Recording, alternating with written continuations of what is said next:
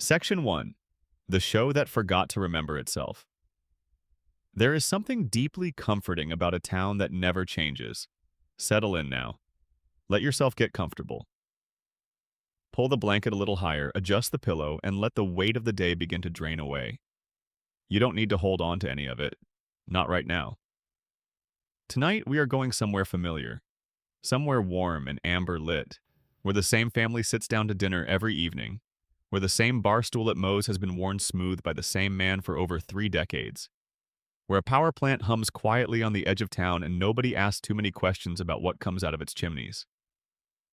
Tonight, we are going to Springfield, but not the Springfield they show you in the opening credits. Not the bright, cheerful version with the catchy theme song and the school bus that nearly runs over Bart and the couch that does something new and surprising every week. We are going somewhere a little quieter than that, a little more honest. We are going to the Springfield that exists in the spaces between episodes, in the production meetings and the salary disputes, and the creative arguments and the lawsuits that were settled out of court, and the episodes that were pulled from syndication so quietly that most people never even noticed they were gone. We are going to talk about the controversies, the ones that were handled privately, the ones that were addressed with press releases and polite statements, and then buried under new seasons, new merchandise, new distractions. The ones that changed the show in ways both visible and invisible, and that the people who made the show would really rather you didn't spend too much time thinking about. And we are going to do it slowly, gently. The way you might tell a bedtime story to someone you love, not to frighten them, but to let the words wash over them, warm and unhurried, until sleep comes naturally and the whole complicated world feels very far away. So, let's begin at the beginning. Or rather, let's begin at what felt like the beginning. The strange, specific moment when The Simpsons stopped being a new thing and became something else entirely. Something permanent. Something institutional. Something that would outlast nearly everything around it and, in doing so, create a new kind of problem that nobody in television had ever had to solve before. It was the early 1990s. The show had premiered on December 17th, 1989. A date that feels almost mythological now, the way certain dates in cultural history do. It had been a genuine sensation, the kind of lightning in a bottle moment that television gets perhaps once a decade if it's lucky. Bart Simpson had become a cultural phenomenon before the second season had even aired. You could buy Bart Simpson t-shirts at every mall in America. Children were writing underachiever and proud of it on their school notebooks. School districts were reportedly banning Simpsons merchandise. Parents were worried.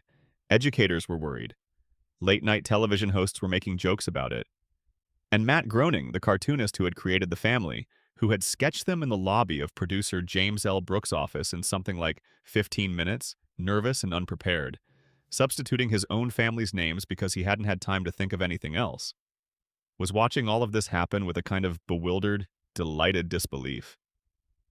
The show's first few seasons have a particular quality that is difficult to describe precisely, but very easy to feel when you watch them. There is something raw about them, something slightly rough around the edges. The animation is inconsistent in ways that would never be tolerated in later years. Characters' proportions shift, colors bleed slightly. The style of movement has a quality that feels almost like early Saturday morning cartoons, filtered through something stranger and more adult. The stories are grounded in a kind of blue-collar domestic realism that came directly from the experiences of the writers, many of whom had grown up in exactly the kind of middle American household that The Simpsons represented. Homer was genuinely, recognizably stupid in those early years, but also, crucially, genuinely loving. His stupidity was the product of circumstance and limited opportunity, not meanness or malice. He worked a dangerous, thankless job to support a family he adored. He made mistakes constantly, but they came from a place of trying. Marge was patient and long-suffering, but she had an interior life, genuine ambitions that had been set aside for the sake of domesticity, moments of genuine rebellion that the show took seriously. Lisa was a sensitive, intellectually curious child trapped in an environment that couldn't appreciate her, and the show treated this with real pathos. Bart was a trickster, a chaos agent, but also a kid, fundamentally a kid, navigating the particular loneliness of being misunderstood by every adult in his life. These were real characters, flawed and specific and real. And then something happened, or rather, something happened gradually, over years, in increments too small to notice in the moment, but enormous in aggregate. The show became enormously, almost incomprehensibly successful, and success changed it in ways that the people making it could feel but struggled to articulate or address. By the mid-1990s, The Simpsons was not just a television show. It was a franchise, a cultural institution, the longest-running American sitcom in history, a title it would eventually claim and never relinquish. It was teaching film students about visual comedy. It was being cited in academic papers about American social satire. It was the subject of books, university courses, philosophical essays. The Vatican, on more than one occasion, issued statements about it, some critical, some surprisingly complimentary. And here is where the first quiet controversy begins. Not with a lawsuit or a public argument or a pulled episode. With something subtler and, in its way, more corrosive. The show's relationship with its own continuity, its own history, its own memory. Early Simpsons was built, in part, on the idea that this was a real family with a real past. Homer and Marge had met in high school. We knew the story. We saw the flashbacks. Bart, Lisa, and Maggie had been born in a specific sequence, had specific early memories, had changed and grown in ways that were consistent with who they'd been before. The show's world had texture and history. Characters remembered things. Events had consequences. But a long-running animated show faces a problem that live-action shows don't quite face in the same way. Its characters cannot age. The voice actors age, the writers age. The animators age, the viewers age. But Bart Simpson cannot grow up and go to college, because if Bart grows up and goes to college, the show ends. Homer cannot die. Springfield cannot change. The family must stay frozen, perpetually, at the same approximate ages they were in 1989. This is fine, in theory. Plenty of animated shows operate this way. But The Simpsons, in its early years, had made specific promises to its audience, promises about continuity, about consequence, about the reality of this world, that its later years could not keep. And so the show began to quietly forget things, not all at once, not obviously, but episode by episode, season by season, the accumulated history of the Simpsons family began to be gently set aside. Origin stories were rewritten or contradicted. Character traits that had been established clearly in one season were simply abandoned in another, without explanation. Homer's relationship with his mother, which had been given a genuinely moving and specific backstory in a Season 7 episode that many critics consider one of the show's finest hours, was treated inconsistently in later episodes as though the writers weren't sure what had been established. Bart and Lisa's ages drifted in their implications. The timeline of Homer and Marge's relationship shifted in small but noticeable ways. None of this was ever acknowledged. None of it was ever addressed.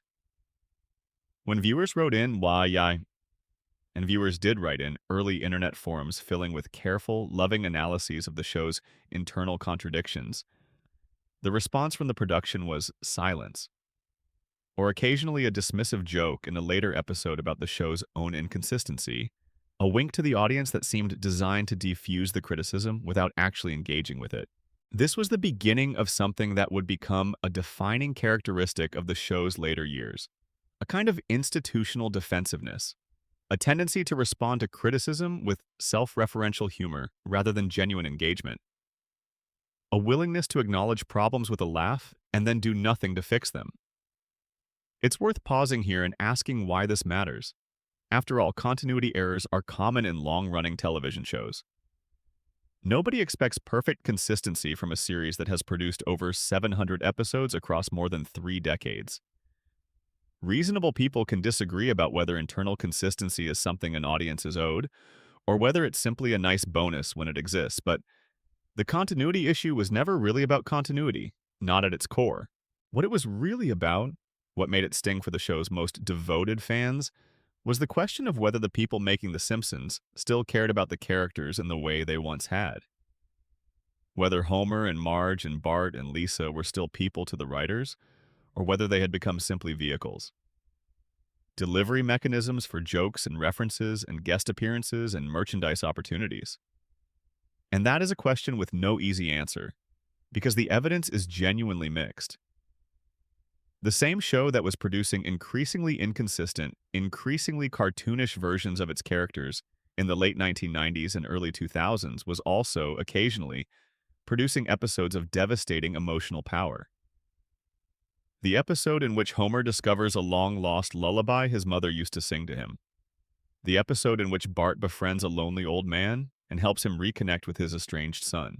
The episode in which Lisa converts to Buddhism and must navigate the tension between her new beliefs and her family's expectations. These were not the episodes of a show that had completely lost the thread, but they were becoming rarer, and the space between them was filling with something else, a kind of frantic, increasingly desperate energy, as though the show knew it was losing its grip on something essential and was trying to compensate through escalation. More elaborate plots, more celebrity guest appearances, more meta-humor, more absurdism, more everything in hopes that more would somehow add up to the specific quality that the early seasons had possessed. It didn't. The fans noticed. Of course they noticed. The Simpsons had always had an unusually devoted, unusually attentive audience. People who had grown up with the show, who had practically memorized the first 10 seasons, who had genuinely loved these characters in this world in a way that went beyond casual television viewership. These were people for whom The Simpsons was not just entertainment, but something closer to a cultural touchstone, a shared language, a framework for understanding irony and satire and the particular comedy of American middle-class life. And they began slowly and then all at once to talk about what they were calling zombie Simpsons. The term appeared in online forums in the early to mid-2000s and spread quickly because it captured something precise and resonant. The idea that the show was still walking around, still going through the motions, still wearing the face of The Simpsons, but that whatever had animated it originally, whatever had made it live, was no longer present. Something had died inside the machine. The body was still moving, but on autopilot. The production never responded to this directly. There was no official statement, no interview in which a showrunner addressed the criticism thoughtfully and honestly. There were jokes, always jokes. The show made self-deprecating references to its own decline with a frequency that became almost aggressive, as though by acknowledging the problem with a smirk, they were somehow exempt from actually solving it. One episode featured a character watching an old Simpsons clip and saying something to the effect of, "This is when the show was good." A joke that landed differently for different viewers, some finding it charming and self-aware, others finding it infuriating. A substitution of self-consciousness for genuine effort. This is the controversy that was quietly swept under the rug at the very beginning of our story tonight, because it is the one that underpins everything else. Before we can talk about specific scandals and specific disputes and specific episodes that were pulled from the air, we need to understand the larger context, that The Simpsons became, at some point in its long history, an institution more invested in its own survival than in the quality of what it was producing. And that this shift, gradual, undramatic, without any single moment you could point to and say, "There, that's when it happened," is perhaps the most significant and least discussed controversy in the show's entire history. Because nobody sued over it. Nobody held a press conference. Nobody was fired or replaced or publicly shamed. It just happened. Quietly. Over years, like water wearing away stone. And the show kept going. It is still going. It has outlasted the careers of people who worked on it. Outlasted television networks, outlasted cultural moments that seemed permanent and turned out not to be. It has survived every controversy we are going to discuss tonight, every scandal and lawsuit and pulled episode and creative dispute, and it will probably survive many more. Springfield endures. Whether that endurance is something to celebrate or something to mourn is a question that the show itself has never quite been willing to answer honestly. And perhaps that too is appropriate. Perhaps that ambiguity is the most Springfield thing of all. Let your breathing slow now. Feel the weight of your body settling. We have a long way to go tonight, and there's no hurry. The next chapter of the story begins in 1990 with a feud between a cartoonist and a television network that would shape the show's creative culture for decades to come. But that can wait a few moments. Just breathe. If you're enjoying the journey so far, drop a comment below with the time and your location. Whether it's 2 a.m. in London or midnight in Melbourne or a lazy Sunday afternoon somewhere, let us know where in the world you're watching from. And if you'd like to fall asleep to more stories like this one, subscribe. New videos drift in regularly, and they'll always be here when you need them. Section 2. The blood feud that Burns never forgave now. Get comfortable again. Let everything soften. Imagine it is 1990. The Simpsons has been on the air for a little over a year. It is already a phenomenon, already something that people argue about at dinner tables and in newspaper columns, and on the floor of the United States Senate. Yes, the Senate, where a certain vice president has recently called Bart Simpson a negative influence on American youth, a comment that the producers of the show found so delightful that they turned it into an advertisement. That's the kind of show it is in 1990. Young, bold, slightly dangerous, deeply funny, willing to bite any hand that feeds it. And in this climate of cheerful irreverence and creative electricity, two men are sitting in an office arguing about a button. The button, or rather, the chest button, belongs to a character. The character's name is Bart Simpson. And the argument about the button is, on the surface, a small and technical dispute about character design. But underneath it, running through it like a fault line, is a much larger argument about ownership and credit and creative control. An argument that would simmer for years, occasionally boiling over in public, and would never be fully resolved. To understand this particular feud, you need to understand something about how The Simpsons came to exist. It was not, despite the mythology that is built up around it, purely the singular vision of one artist. It was a collaboration, a complicated, sometimes contentious collaboration between several enormously talented people who each had legitimate claims to significant portions of the show's DNA. Matt Groening had created the characters and the world. He had sketched the Simpson family in that lobby, had given them their names, had established their basic personalities. His prior work, the underground comic strip Life in Hell, had established his particular sensibility, dark but warm, satirical but humanistic, deeply Californian in its cultural references but universally accessible in its emotional core. Groening was the originating creative force behind The Simpsons, and there is no meaningful version of this history in which that is not true.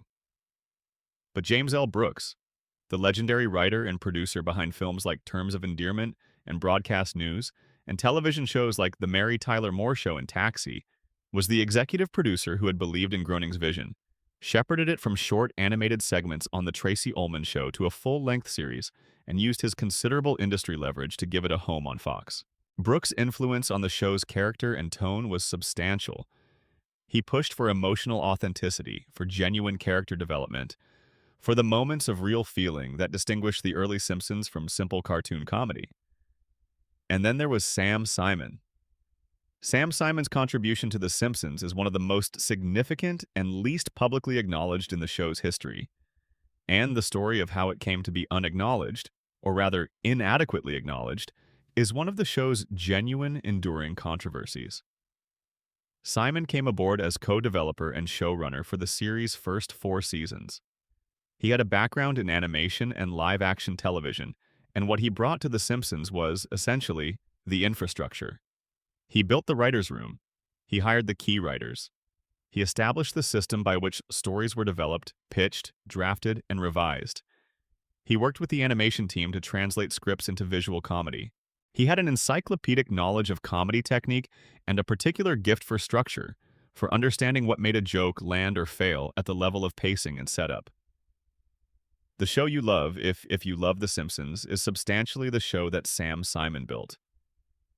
Not the characters, those were Groening's. Not the emotional ambition, that was Brooks' bias. But the specific machinery of The Simpsons as a functioning, repeatable, consistently excellent piece of television craft. That was largely Simon's work. And then, after 4 seasons, Sam Simon left. The official story, at the time, was simply that Simon had moved on to other projects. The unofficial story, the one that circulated in Hollywood and eventually made its way into books and profiles and retrospectives, was considerably messier. Simon and Groening had developed a working relationship that was, by most accounts, genuinely difficult. They were both strong-willed, both intensely creative, both capable of the specific kind of stubbornness that comes with real artistic conviction.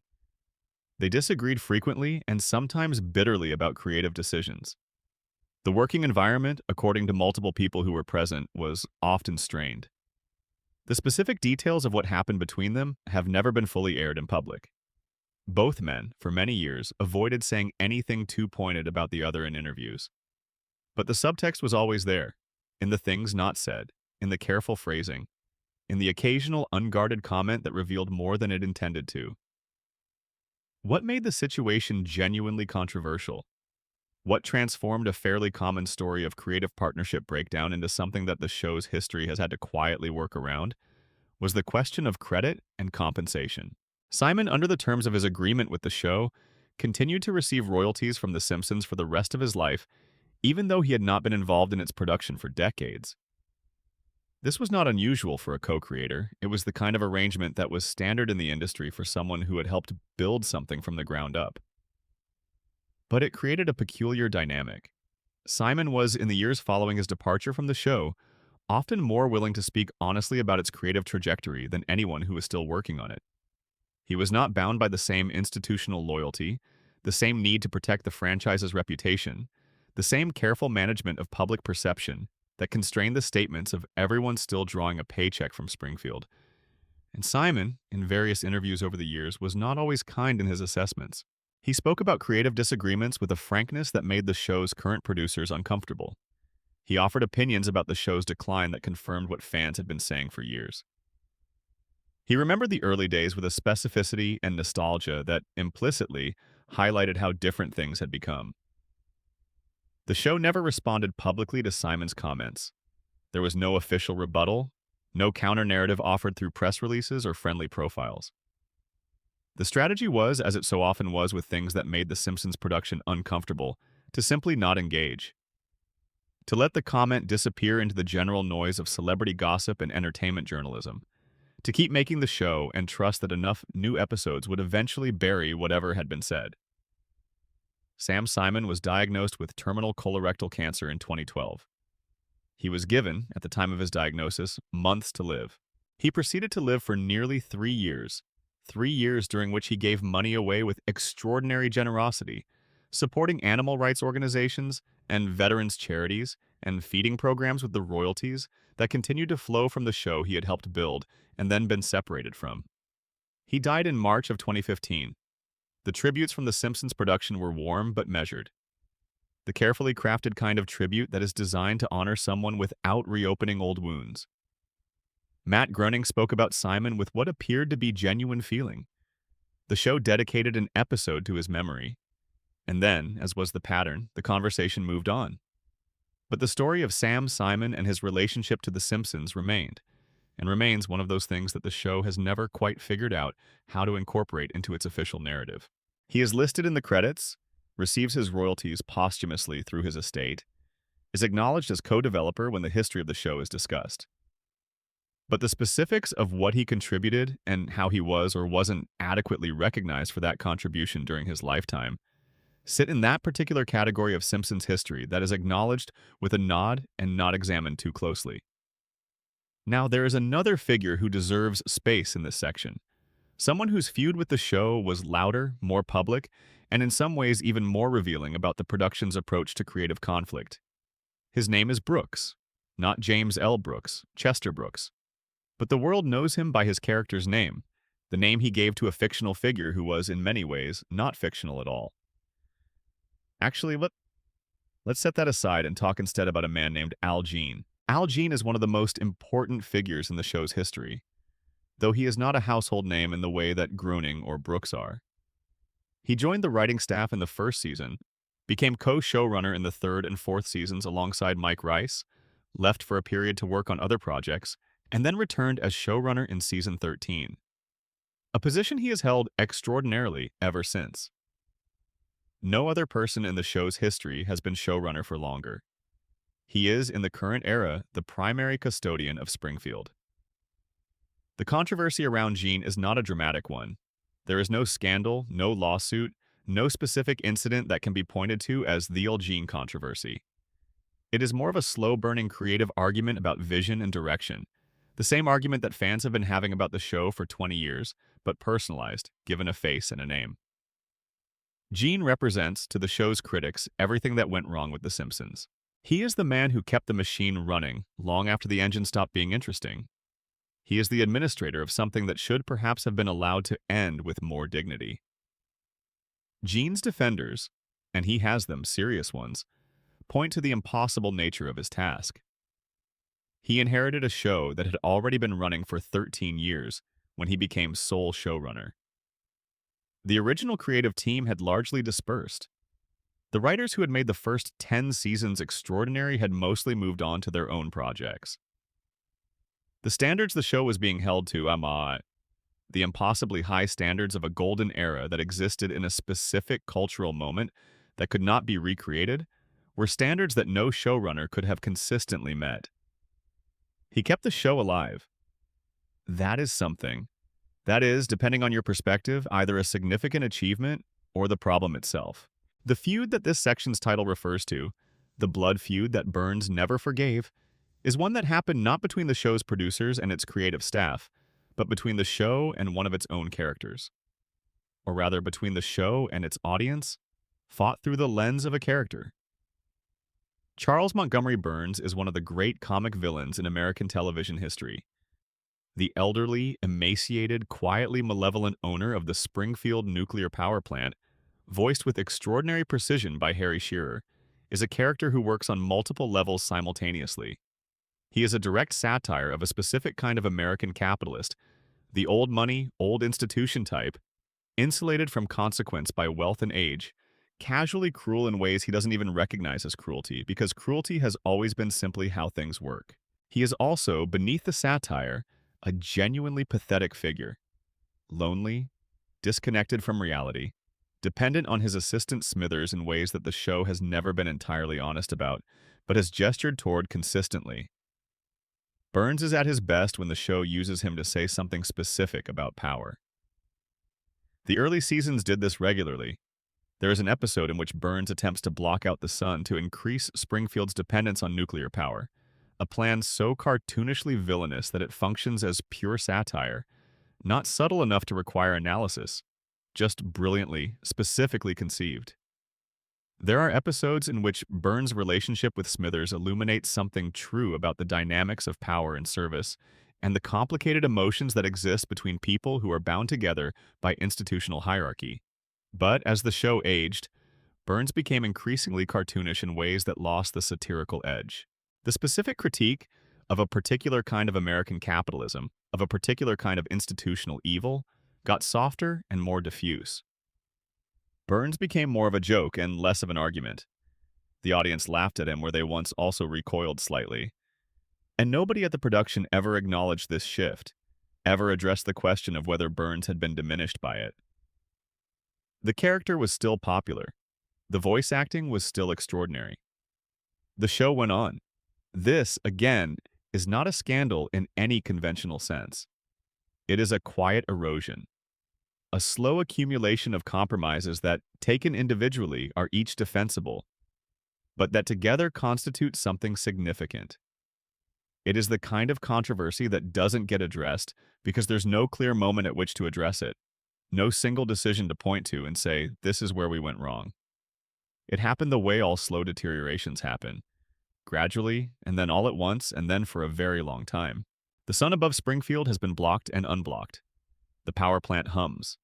The stacks of the plant smoke against a perpetually orange sky. Mr. Burns presses his fingertips together and says, "Excellent," and the audience laughs. Because this is what Mr. Burns does, because Mr. Burns has always done this, because some things in Springfield never change. And somewhere in a production office, a writer types a line for a character who has become a shadow of a shadow, and the show goes on. Let that thought drift. Let it float away like smoke from a cartoon chimney. We'll move on now to something more specific, to a controversy with a name and a face and a documentary film attached to it. A controversy that forced The Simpsons to confront a question it had been avoiding for nearly 30 years. Your breathing is slower now. Your eyes are heavy. The night is quiet. The next section is waiting for you, just around the corner of sleep. Section 3. The Apu controversy that split a fandom. Close your eyes a little more now. Let your jaw relax. Feel your shoulders drop. We are staying in Springfield tonight, but we are going to a corner of it that the show built without fully thinking through, and then defended without fully listening, and then finally partially addressed without fully resolving. We are going to the Quickie Mart. The Quickie Mart is a convenience store on the edge of Springfield's commercial district, open at all hours, staffed almost exclusively by one man. His name is Apu Nahasapima Petalon. He was born in Ramatpur, India. He has a PhD in computer science from the Calcutta Institute of Technology.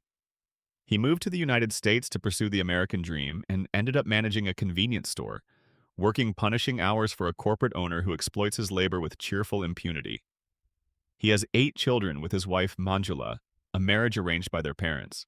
He practices Hinduism with what the show sometimes presents as devotion and sometimes presents as superstition depending on what the episode requires.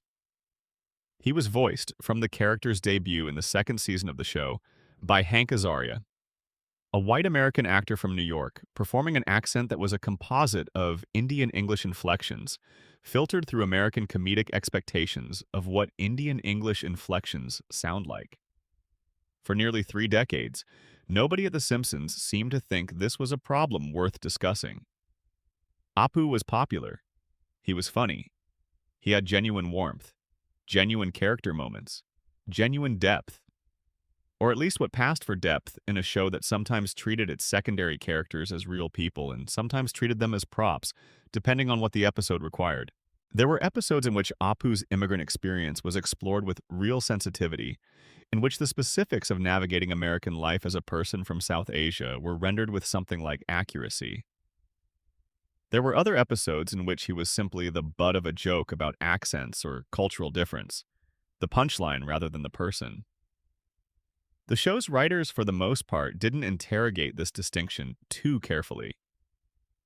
Apu was part of the Springfield furniture, like the Quick E-Mart itself, something that had always been there, something that the regulars moved around without really seeing. The character worked in context.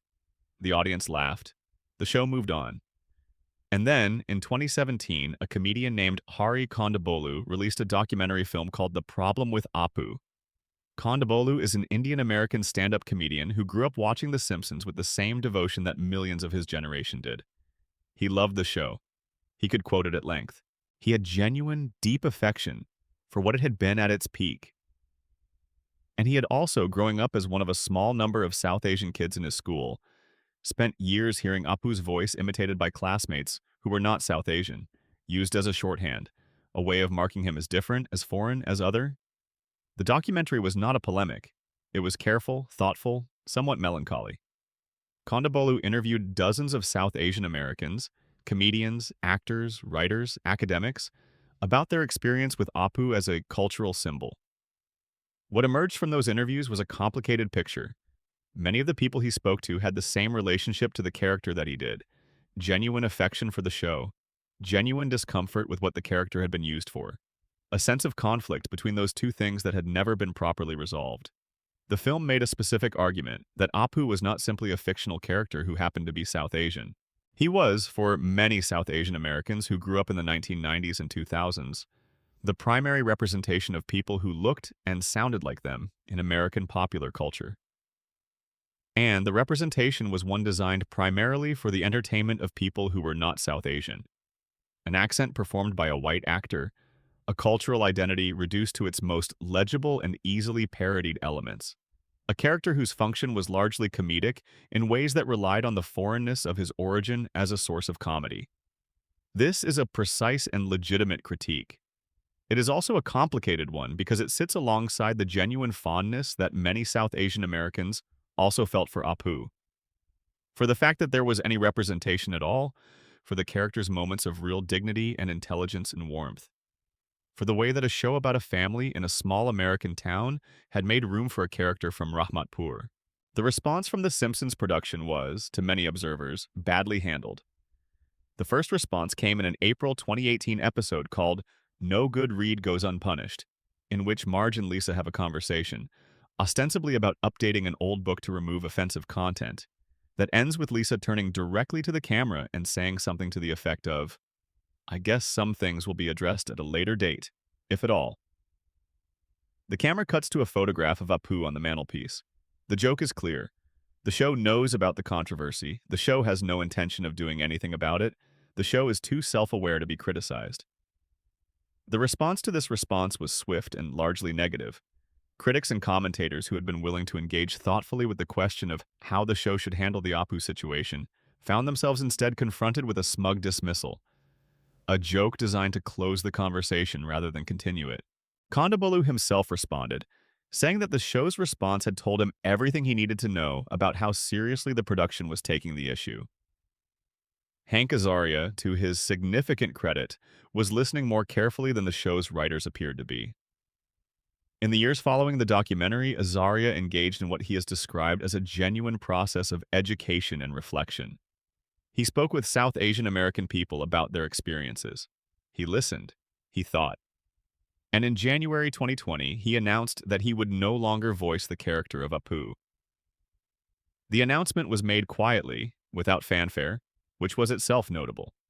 There was no press release declaring that justice had been served. There was no celebration. Azaria subsequently gave interviews in which he expressed genuine regret. Not performed legalistic regret, but something that appeared to be actual personal regret about the ways in which his performance had contributed to harm he hadn't been thinking about when he was doing it. He also reached out, personally, to Kondabolu. Their eventual conversation, which Kondabolu described publicly, was, by all accounts, a genuinely human exchange between two people trying to understand each other across a real difference in experience. Kondabolu said he felt heard. Azaria said he felt like he'd done something right. Finally, after a long time of not having done it. The character of Apu effectively disappeared from the show following Azaria's departure. He appears occasionally in crowd scenes, glimpsed in the background, but has not been a speaking character in any significant way since 2020. There has been no recast, no announcement of a recast, no discussion of whether or how the character might be reintroduced in a way that could be handled responsibly. He exists in a kind of limbo, present in the world of the show, visible if you look for him, but silent. The production's official position on the Apu situation has been, true to form, carefully vague. Showrunner Al Jean made statements that acknowledged the concerns without fully engaging with them. Matt Groening, in various interviews, gave answers that were supportive of the changes without being specific about what the show's long-term plans for the character were. James L. Brooks, whose office walls are covered with photographs from the show's history, did not address it publicly in any significant way.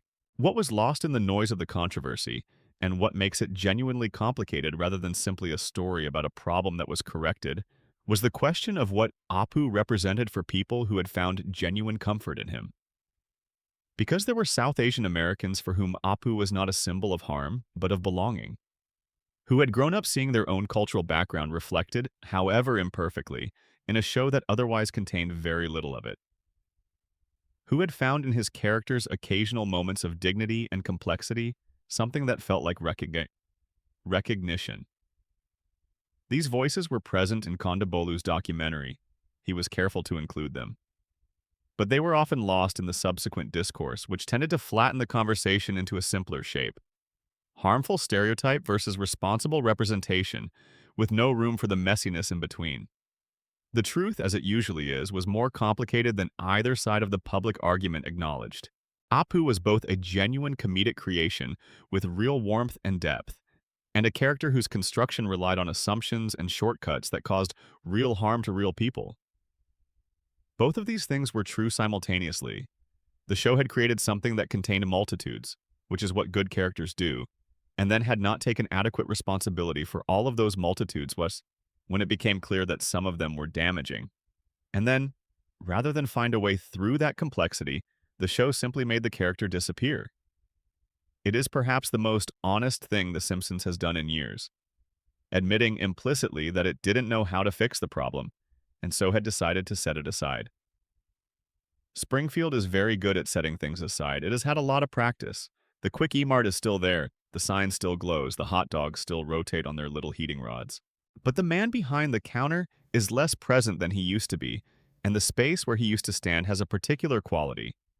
Not quite empty, but not quite full. Let that image settle. A lit convenience store in the middle of the night, its windows warm against the dark, its proprietor somewhere just out of frame. Breathe slowly. We are not done with Springfield yet, not by a long way. In the next section, we talk about the people in this town who died, or were supposed to die, or were almost killed, or were killed in ways that the show then had to pretend didn't happen quite the way they happened. The minor characters and the major ones. The deaths that meant something and the ones that didn't. The ones that were accidents and the ones that were revenge. But for now, just breathe. Let the night settle around you. Section 4, the character deaths. Nobody was supposed to notice. Breathe in slowly and out. Let the room around you go soft. There is a particular kind of death in Springfield that is very different from death in the real world.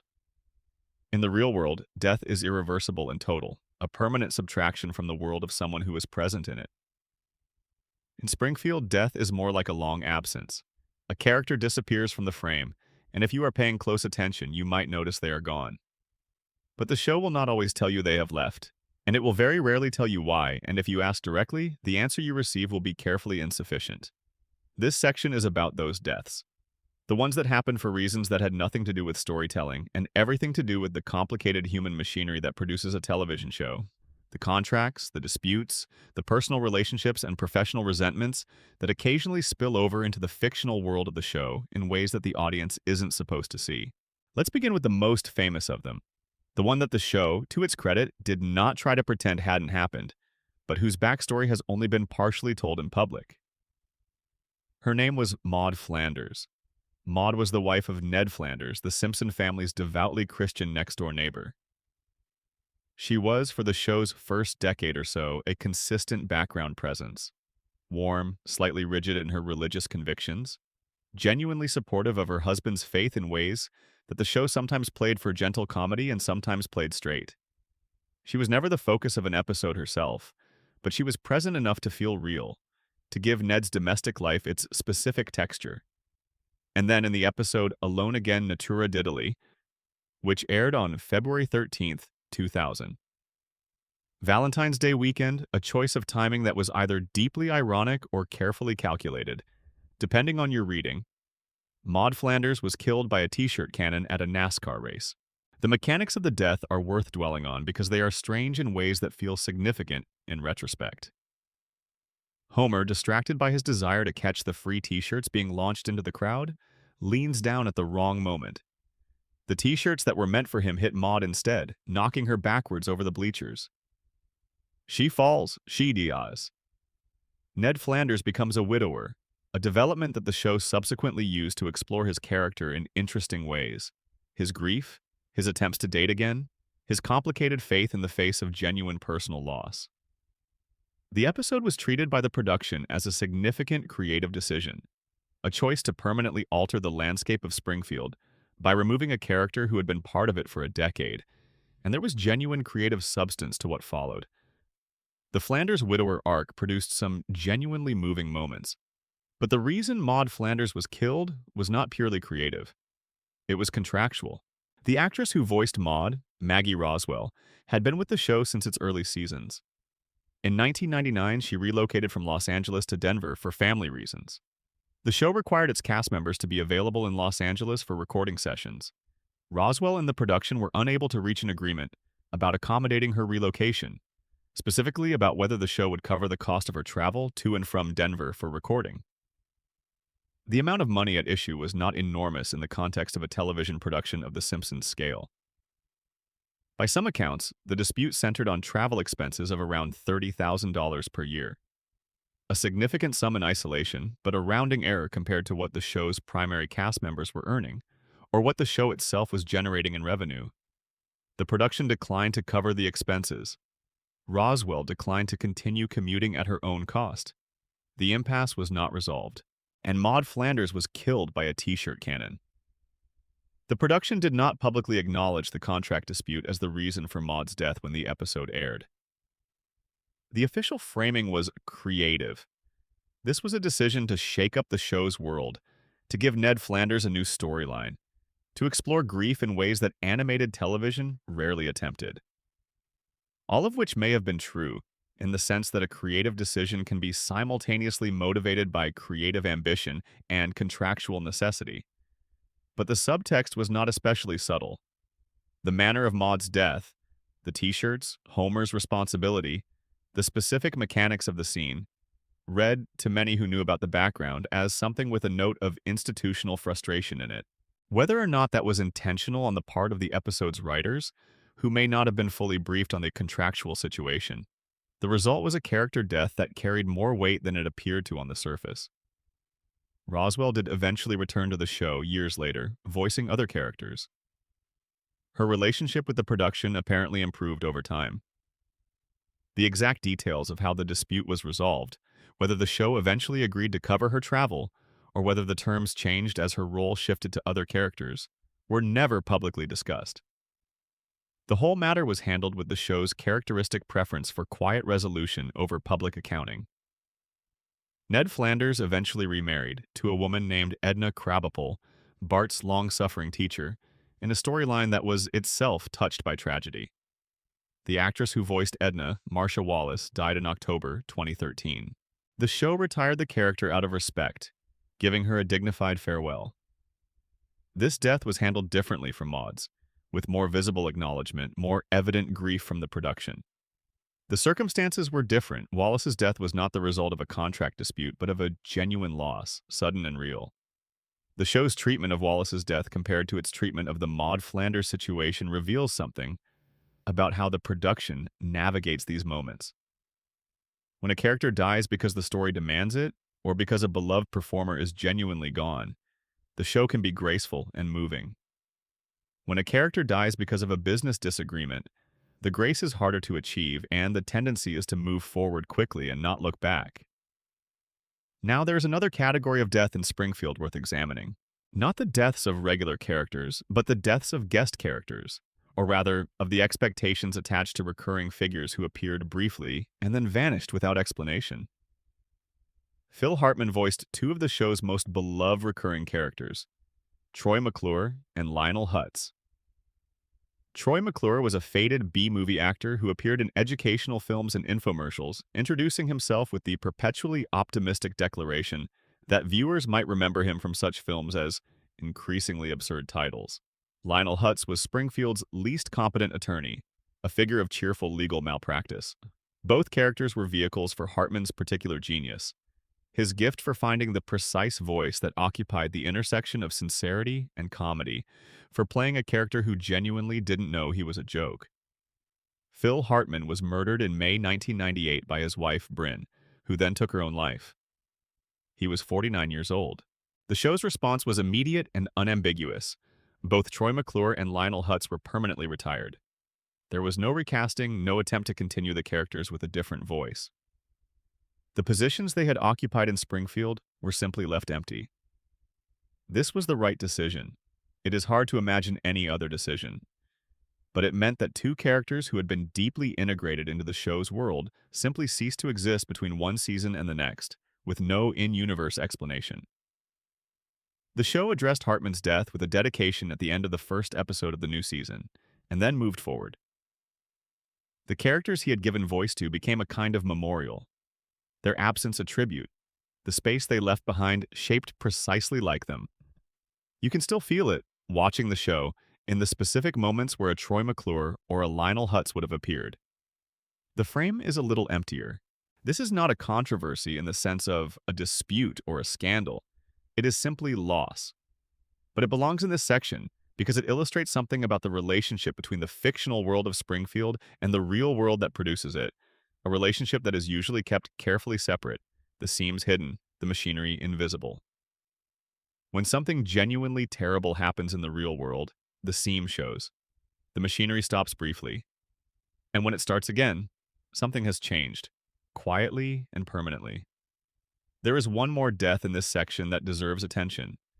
Not a human death, a character death in the purest sense.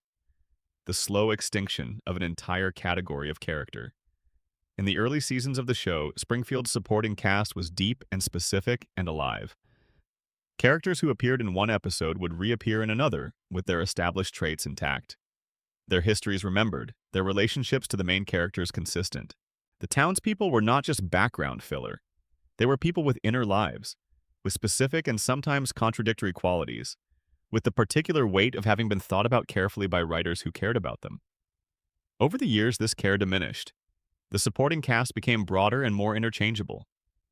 Characters who had been carefully drawn in early episodes showed up later as empty signifiers, recognizable faces, distinctive designs, but nothing behind the eyes. Springfield became a town populated by costumes rather than people. Nobody died. Nobody was fired. There was no specific decision that can be identified as the moment this happened. It was, once again, erosion. The slow wearing away of attention and investment, the gradual substitution of ease for effort. And the town that had once felt like a real place, specific and lived in and full of the kind of detail that only comes from genuine care, began to feel like a set, like a background, like something that exists to be in the shot rather than to be believed in. The deaths in Springfield are not always dramatic. Sometimes they are just quiet, unremarked diminishments. Sometimes the most important thing that dies is simply the sense that any of this matters. But we are not finished yet. There is still a long way to go tonight, and some of what's coming is louder, more scandalous, more clearly attributable to specific decisions by specific people. Settle deeper into the night. Let the weight of the day go further. We are just past the midpoint of the first half of this journey. Section 5. The episodes that were quietly buried. The night is very still now. Let yourself sink a little deeper. Not all controversies announce themselves with press releases and public arguments. Some of them are expressed in negative space, in the things that aren't there, in the episodes you can't find when you search the syndication schedules, in the gaps in the official record that you only notice if you know to look for them. Tonight we are going to talk about the episodes that The Simpsons produced, and then, for various reasons, decided it would prefer you didn't watch. There are several of them, more than you might expect.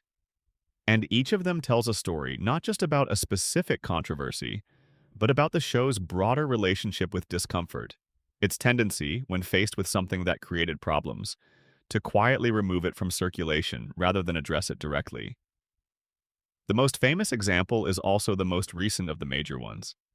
And it begins not in an episode of The Simpsons at all, but in a documentary film. In January 2019, HBO released Leaving Neverland, a 4-hour documentary film directed by Dan Reed. The film featured two men, Wade Robson and James Safechuck, who alleged that they had been sexually abused by Michael Jackson when they were children. The documentary was, from the moment of its premiere at the Sundance Film Festival, enormously and immediately controversial. Jackson's estate disputed its claims vehemently. His defenders organized. Media organizations debated its credibility. The cultural conversation about Michael Jackson shifted in ways that were profound and uneven and are still ongoing. And in Springfield, a cartoon episode from 1991 suddenly became a problem. The episode is called Stark Raving Dad. It was the Season 3 premiere, which means it aired on September 19th, 1991, at a moment when The Simpsons was at the absolute peak of its cultural influence. It features Homer being sent to a mental institution after arriving at work wearing a pink shirt, a violation of the power plant's dress code that leads, through a sequence of bureaucratic misunderstandings, to a psychiatric commitment. At the institution, Homer befriends a large white man who claims to be Michael Jackson. The character is voiced by Michael Jackson himself, under a pseudonym. He was credited as John J. Smith. Jackson had apparently been a genuine fan of the show and had requested the opportunity to be involved. He wrote and performed a birthday song for Lisa that appears in the episode. The character is played warmly, gentle, generous, a little naive, deeply fond of Homer. The episode was beloved. For many fans, it was one of the warmest and most genuinely touching of the early seasons.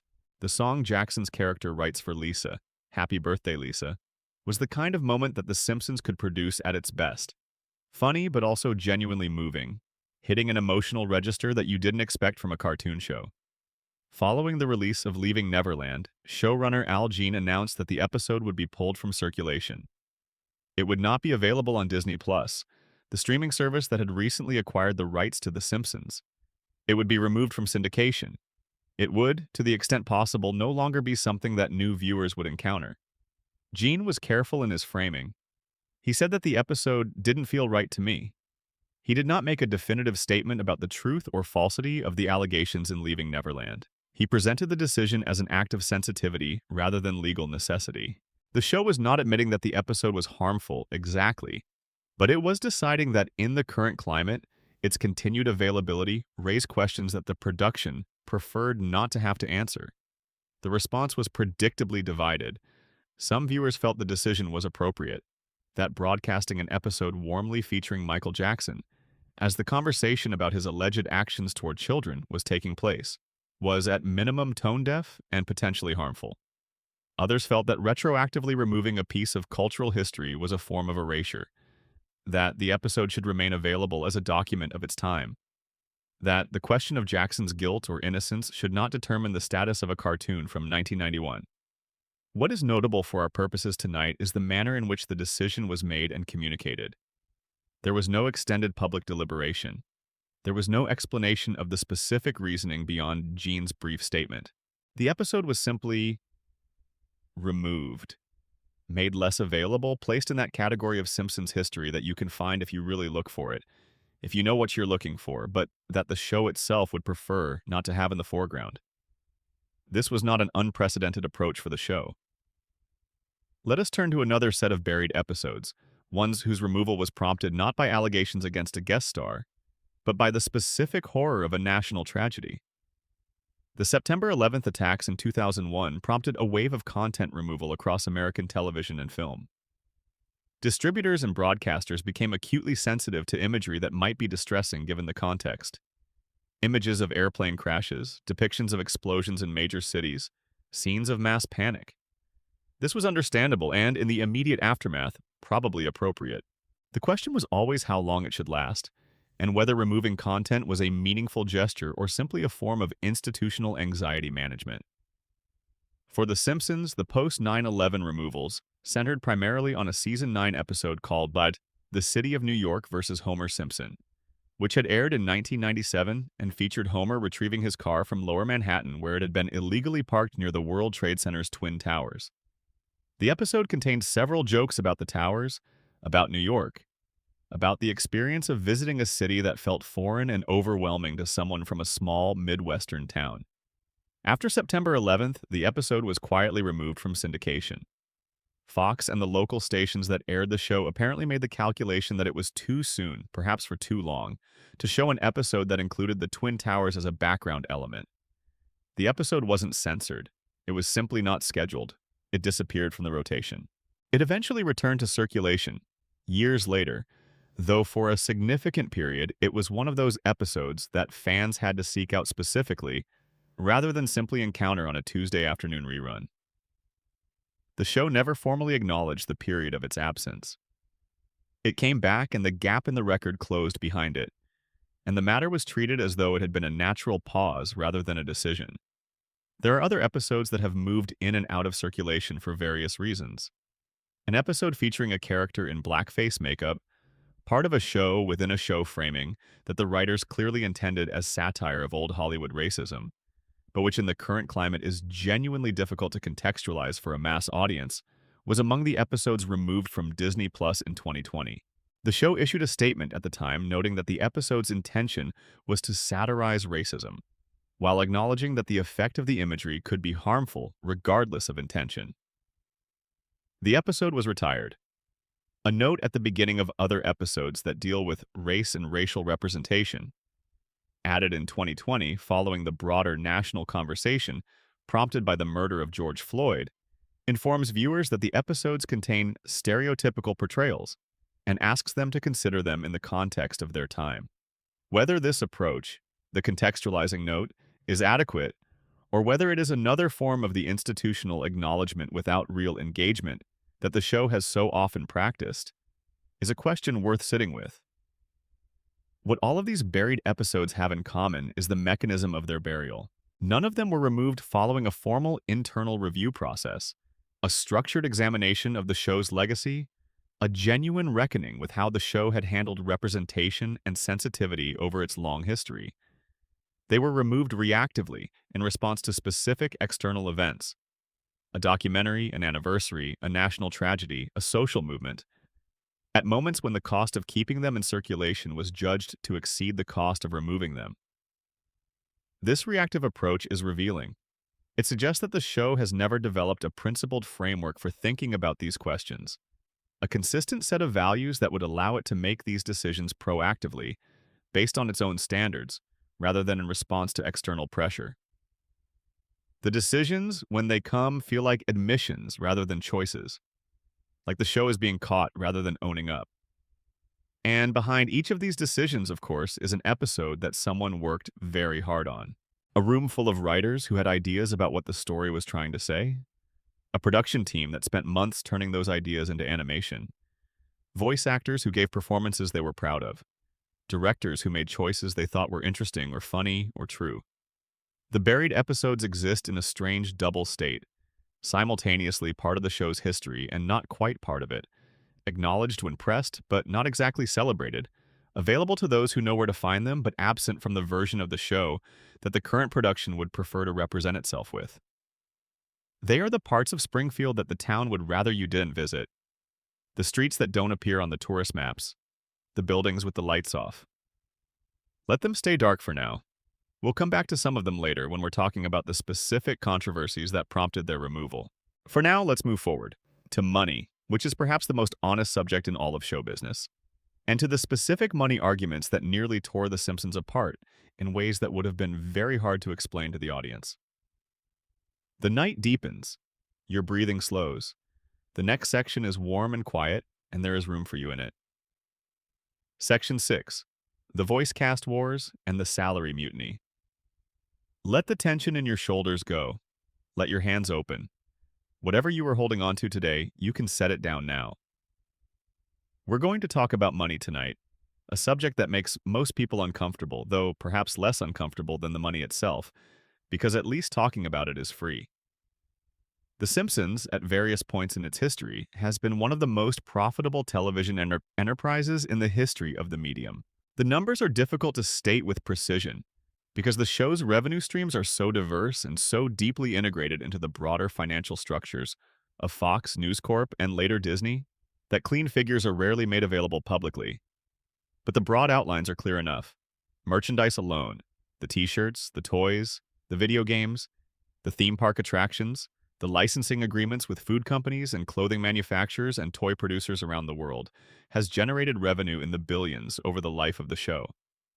Syndication rights, the fees paid by local television stations and international broadcasters to air reruns, have contributed further billions.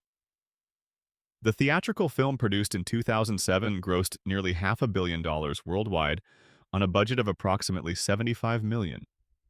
This is, by any measure, an extraordinarily profitable enterprise.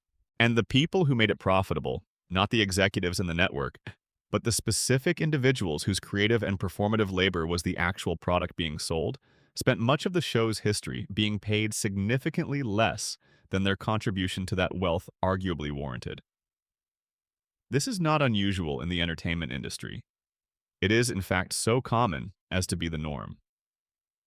The history of Hollywood and television is substantially a history of the people who create value being compensated less than equitably for that creation, while the institutional structures that package and distribute that creation capture a disproportionate share of the returns. This was true in the studio era of classical Hollywood. It is true today. The Simpsons is not an exception to this pattern. It is a particularly vivid illustration of it. The salary negotiations between the show's principal voice cast and Fox have been, over the decades, among the most dramatic and most carefully covered in television history. Not because the sums were uniquely large by the standards of entertainment compensation, but because the negotiations were conducted with an unusual degree of openness, and because the stakes were made unusually explicit by both sides. The show's 6 principal voice cast members, Dan Castellaneta, Julie Kavner, Nancy Cartwright, Yeardley Smith, Hank Azaria, and Harry Shearer, are responsible for the overwhelming majority of the voices you hear in any given episode of The Simpsons. Castellaneta voices Homer, Grandpa, Krusty the Clown, Groundskeeper Willie, Mayor Quimby, and several dozen others. Kavner voices Marge and Patty and Selma, Cartwright voices Bart and Nelson, and a collection of other children and background characters. Smith voices Lisa. Azaria voiced Apu, Mo, Chief Wiggum, Professor Frink, Comic Book Guy, and a rotating roster of supporting players. Shearer voices Mr. Burns, Ned Flanders, Principal Skinner, Lenny, Waylon Smithers, Kent Brockman, Dr. Hibbert, and a staggering number of others. The degree to which the show would be recognizable or even possible without these 6 specific people in these roles is difficult to overstate.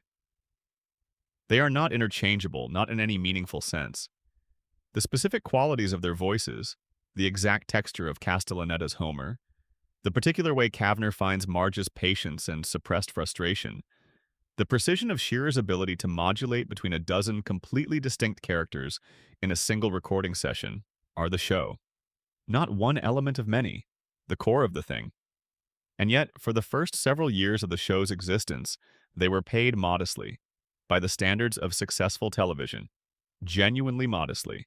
The first contracts, signed before anyone knew what The Simpsons was going to become, reflected the uncertainty of the moment and the relative inexperience of animated television as a genre. The principal cast were not stars in 1989 in any conventional sense. They were talented voice performers attached to what might have been a successful show or might have been a moderate curiosity. The contracts reflected that uncertainty. By the mid-1990s, the uncertainty had been resolved entirely. The Simpsons was the most successful animated show in television history and one of the most successful shows in any format. The gap between what the cast had been paid and what the show was earning had become so large as to constitute a genuine absurdity. And the cast began to negotiate collectively, presenting Fox with a unified position rather than individual contracts, a strategy that gave them considerably more leverage than they would have had negotiating separately. The first major renegotiation, in 1998, resulted in a reported salary of approximately $125,000 per episode per cast member, a number that sounds significant in isolation, but should be considered in the context of a show then generating revenues in the hundreds of millions per year. The cast had begun to be more publicly vocal about their positions, using the press as leverage, a strategy that Fox found irritating but could not easily counter, because any attempt to replace the cast would have been catastrophically damaging to the show's audience. By 2004, after another round of negotiations, the salary had reportedly risen to approximately $360,000 per episode per cast member. For a show producing around 22 episodes per season, this represented annual earnings of approximately $8 million per performer. A number that sounds extraordinary, but again needs to be contextualized against what the show was generating. In entertainment terms, $8 million for the 6 people whose voices are the show itself is not an unreasonable allocation of value. But the 2011 negotiations were different in character and tone from the ones that preceded them. Fox approached those negotiations from a position of institutional anxiety. The show was older than it had ever been. The ratings, while still respectable, were not what they had been. The question of how long the show could continue, and whether its continued production was commercially justified given the costs, was being asked more openly than it had been before.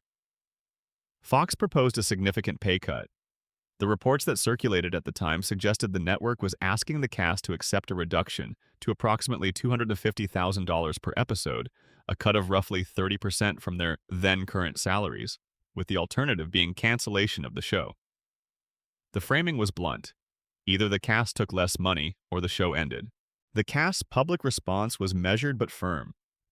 There were statements about the importance of the show, about the desire to continue, about the need for fair compensation. Behind the scenes, negotiations were apparently considerably more heated. There were periods during the 2011 talks when cancellation appeared to be a genuine possibility.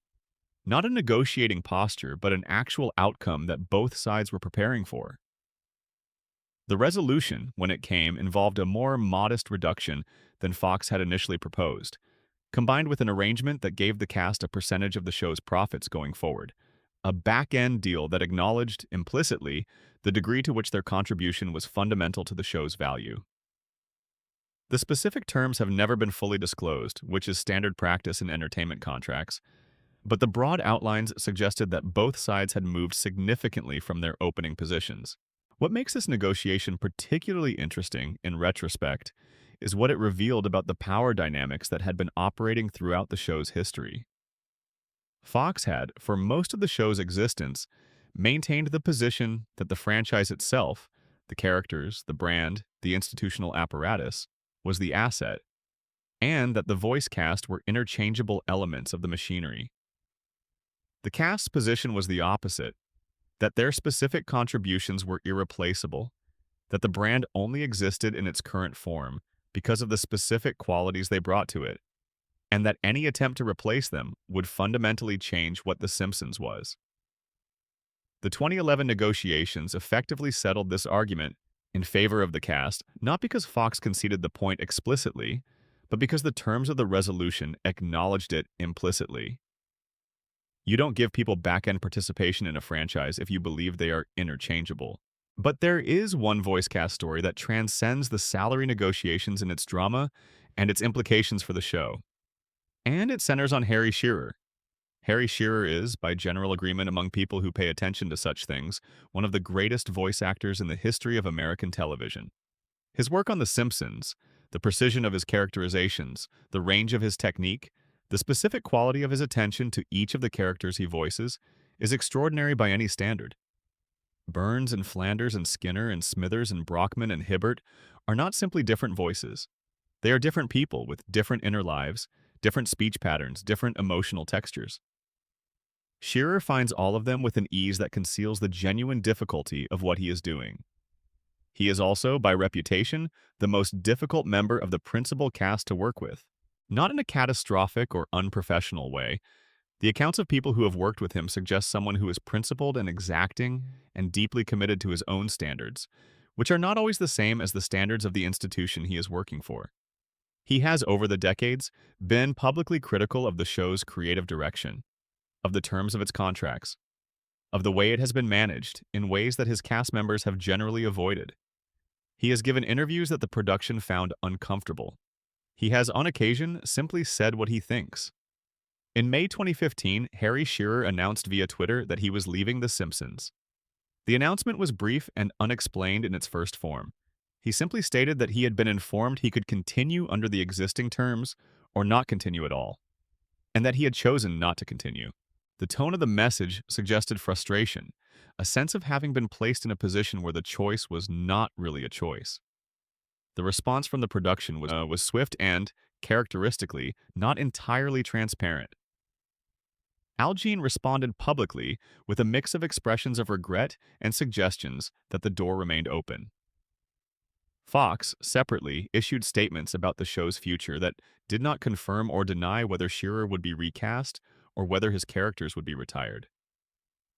The entertainment press speculated at length. Fans expressed alarm. The characters Shearer voiced, characters who were in some cases as central to the show as any of the Simpsons family members, faced an uncertain future. The specific dispute that triggered Shearer's departure was never fully explained in public. There were reports suggesting that the contract being offered to the cast included restrictions on the external work they could pursue. Restrictions that Shearer, who had an active career outside The Simpsons as an actor, director, musician, and satirist, found unacceptable.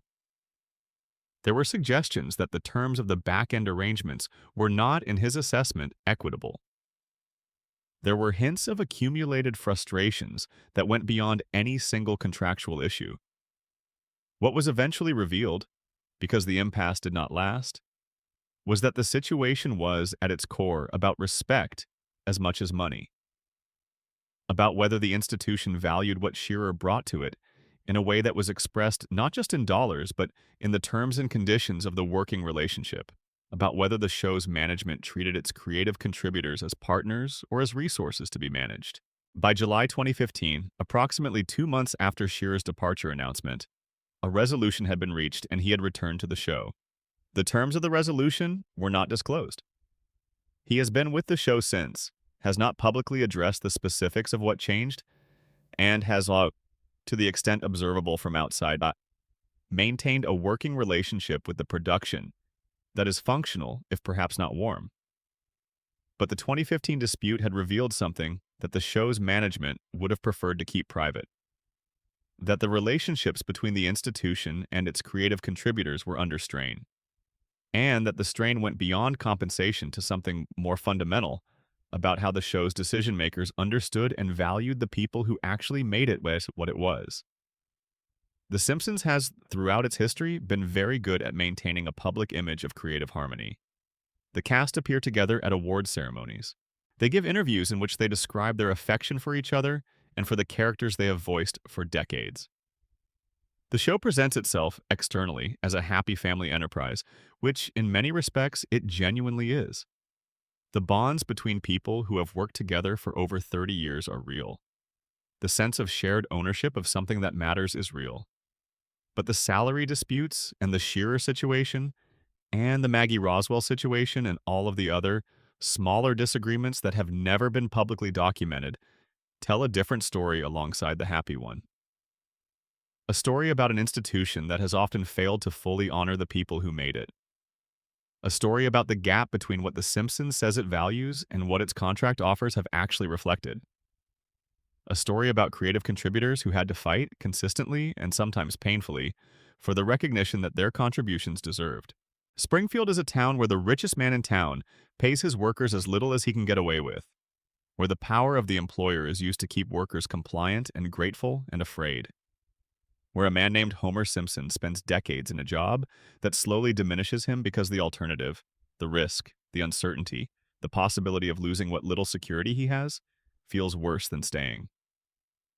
The Simpsons, in its treatment of its own creative workforce, has not always been as different from Mr. Burns' power plant as its progressive cultural politics might suggest. Breathe slowly. Let that thought settle without attaching too much to it. The people who make the show have largely made their peace with these histories. The institution goes on. The voices are still there. Burns still glows. Ned still prays. Homer still works the same job. The next section takes us somewhere more legally specific, into the courtrooms and the cease and desist letters, the actual lawsuits filed by actual people who felt that Springfield had borrowed from their lives without adequate permission or compensation. Let the money arguments fade. The night is quiet. Something easier is waiting ahead, if by easier you mean stranger and more specific and, in its way, more human. Real people and the fictional shadows that were cast from them. Section 7. The real people who sued Springfield. Settle in a little deeper. The room is still. You don't have to go anywhere or do anything for a very long time. There is a particular category of controversy that is unique to a show like The Simpsons. A show that has been running long enough, and that has been sufficiently audacious in its satirical ambitions, that it has on multiple occasions drawn real legal challenges from real people who felt that Springfield had borrowed too freely from their actual lives. Some of these challenges were settled quietly. Some were fought in court. Some were never formally legal at all, but created enough institutional anxiety that the show's lawyers had to become involved. And several of them illuminate something interesting about the relationship between sire and defamation, between parody and appropriation, between the freedom of fiction and the limits of what you can do to a real person's reputation under the protective cover of animation. Let's begin with perhaps the most peculiar of these encounters, the one that says something very specific about the particular courage or recklessness of the show's early writers. In the late 1980s and early 1990s, a man named Barry Diller was the chairman of Fox, the network that broadcast The Simpsons. Diller was not a warm figure in the popular imagination of Hollywood. He was known for being exacting, demanding, sometimes abrasive, and entirely unafraid of conflict. He was powerful in the way that only people who have spent decades at the center of major institutional power can be powerful, not dramatically, but comprehensively. The show, in its early seasons, included what many observers recognized as a character inspired at least in part by the Fox corporate culture that Diller embodied. The jokes were pointed. The satire was specific enough to create discomfort for people who understood the references. The show was biting the hand that fed it with a thoroughness that was either extraordinarily brave or extraordinarily imprudent, depending on your perspective. Diller, to his credit, apparently chose not to make an issue of this publicly.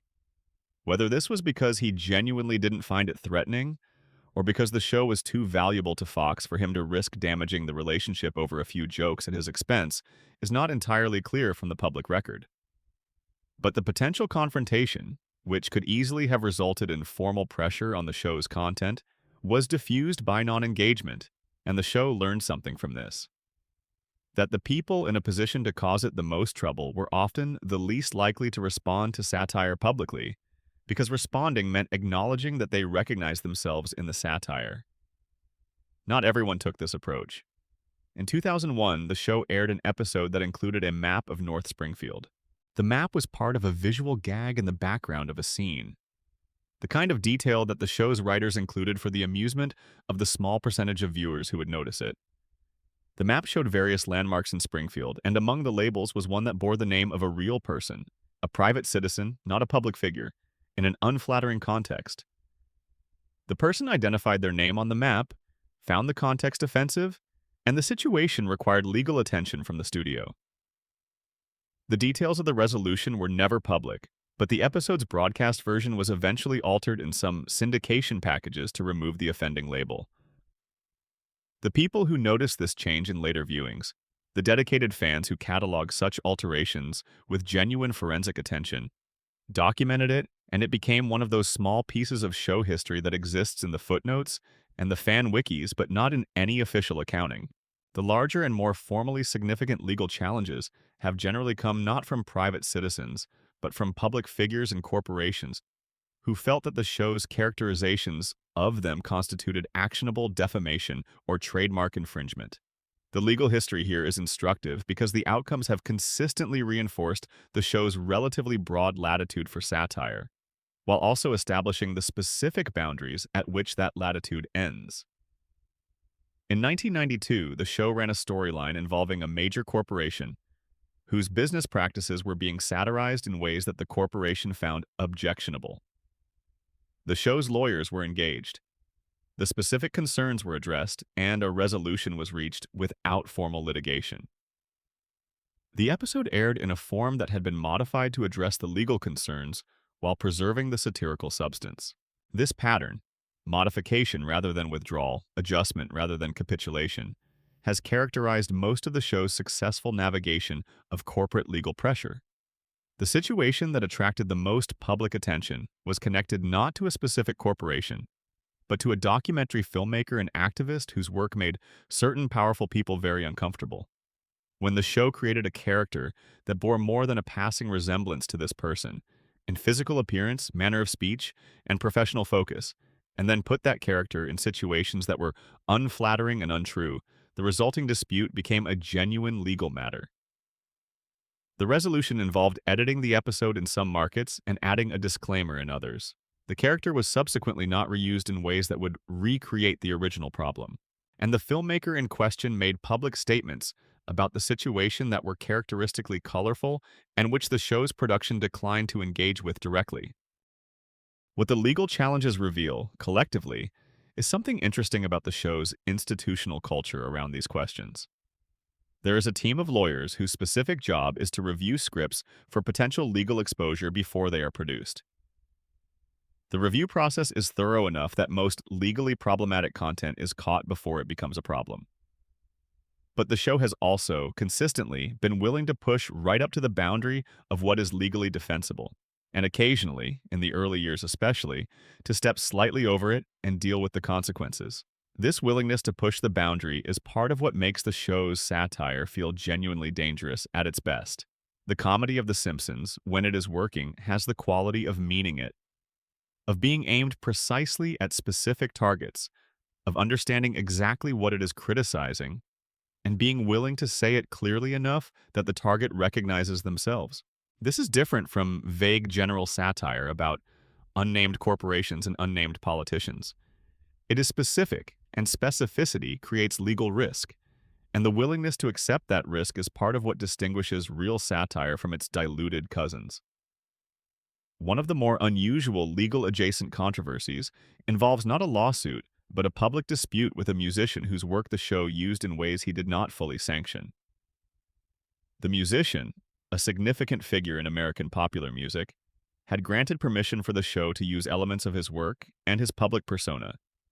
only to find that the episode used those elements in ways that diverged significantly from what he understood the permission to cover.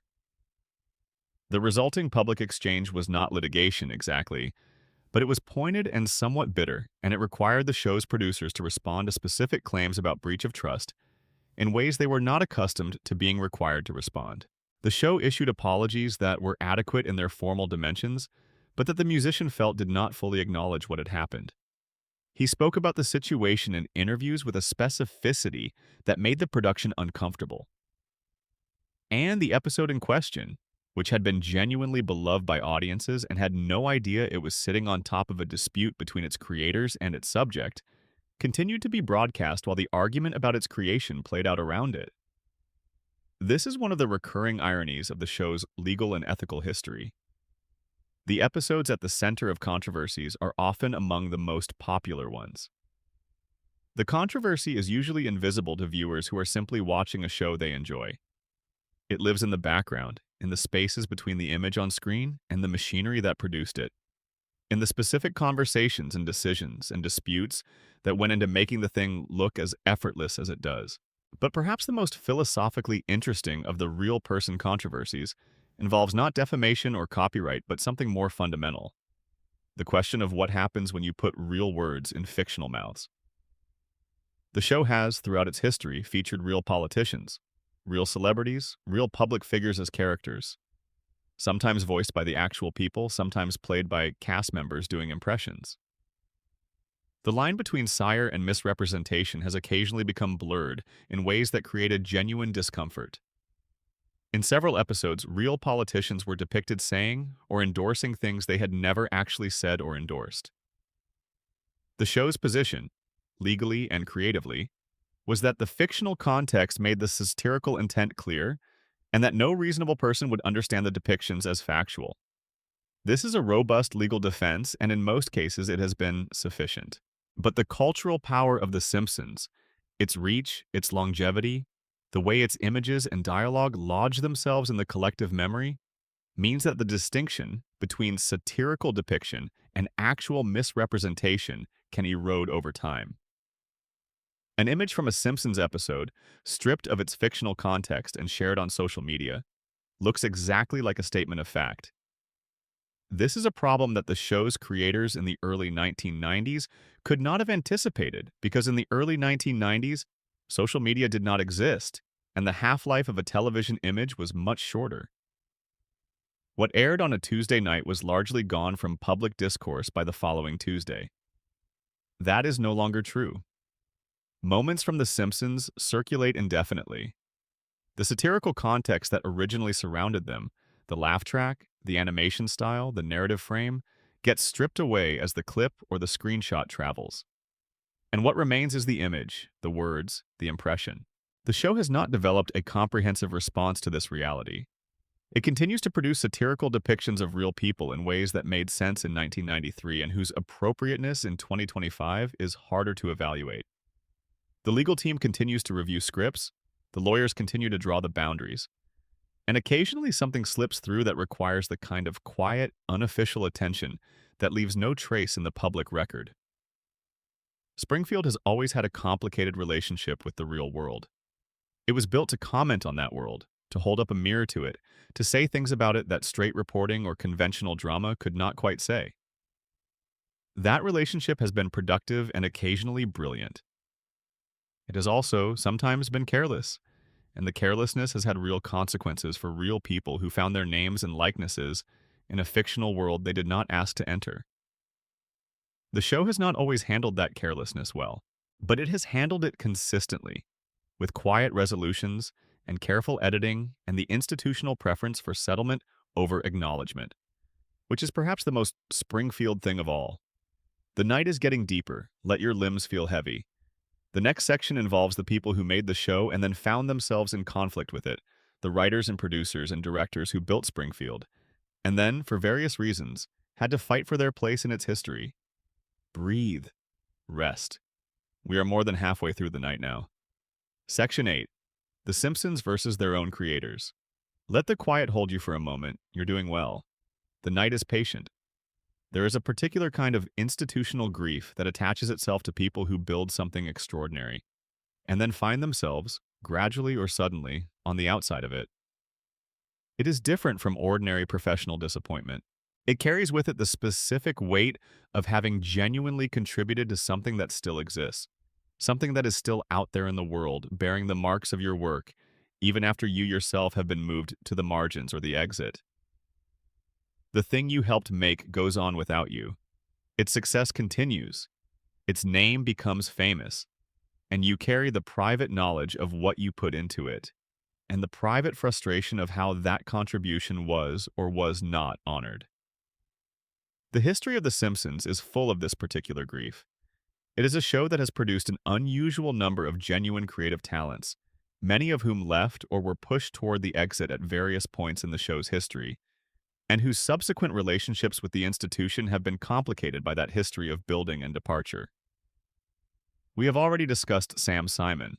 His story deserves further elaboration tonight because the contours of his relationship with the show are more complex than the single paragraph it typically receives in brief histories of the series. Sam Simon arrived at The Simpsons from a background that was, in many ways, the opposite of Matt Groening's. Groening came from underground comics, from the alternative press, from a sensibility that was deliberately non-institutional, deliberately rough-edged, deliberately suspicious of the values and aesthetics of mainstream American culture. Simon came from television. He had worked on Cheers, had spent years in the writers' rooms of successful network sitcoms, understood the mechanics of television comedy with the precision that comes from total immersion in the craft. What Simon brought to the show was not just technical skill, though his technical skill was extraordinary. He brought the specific ability to take Groening's anarchic vision, which was vivid and funny and original, but not yet a television show in any practical sense, and give it the structure and the rhythm and the repeatable craft that would allow it to function as a weekly entertainment.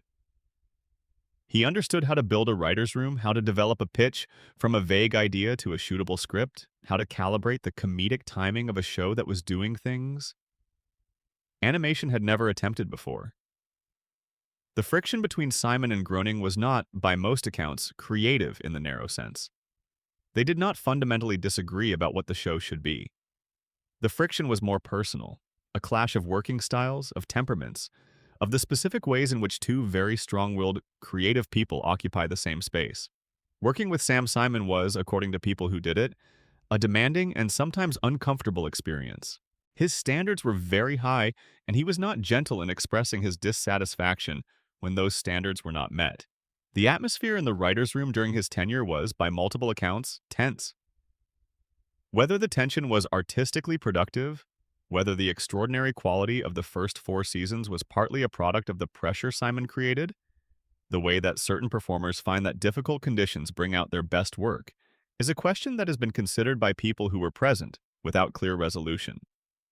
Some argue that the tension was simply unpleasant, and that the quality of the work would have been as high without it. Others suggest that Simon's exacting nature was integral to achieving the standard he set. What is clear is that after Simon's departure, the show changed. Not immediately and not uniformly. The 5th through 7th or 8th seasons are, by general agreement, still excellent, still drawing on the foundation Simon helped build, still carrying the momentum of the early years. But the specific quality of control that characterized the first 4 seasons, the sense that every element of every episode had been considered and refined and tested until it was as good as it could be, began to soften. Simon, after leaving the show, pursued other projects. He worked in television and theater. He produced. He lived, by many accounts, a life that was both creative and personally complicated. He had a reputation for difficult relationships, for the same exacting standards applied to his personal life that he had applied to The Simpsons. He and Groening did not, after the departure, maintain a close relationship.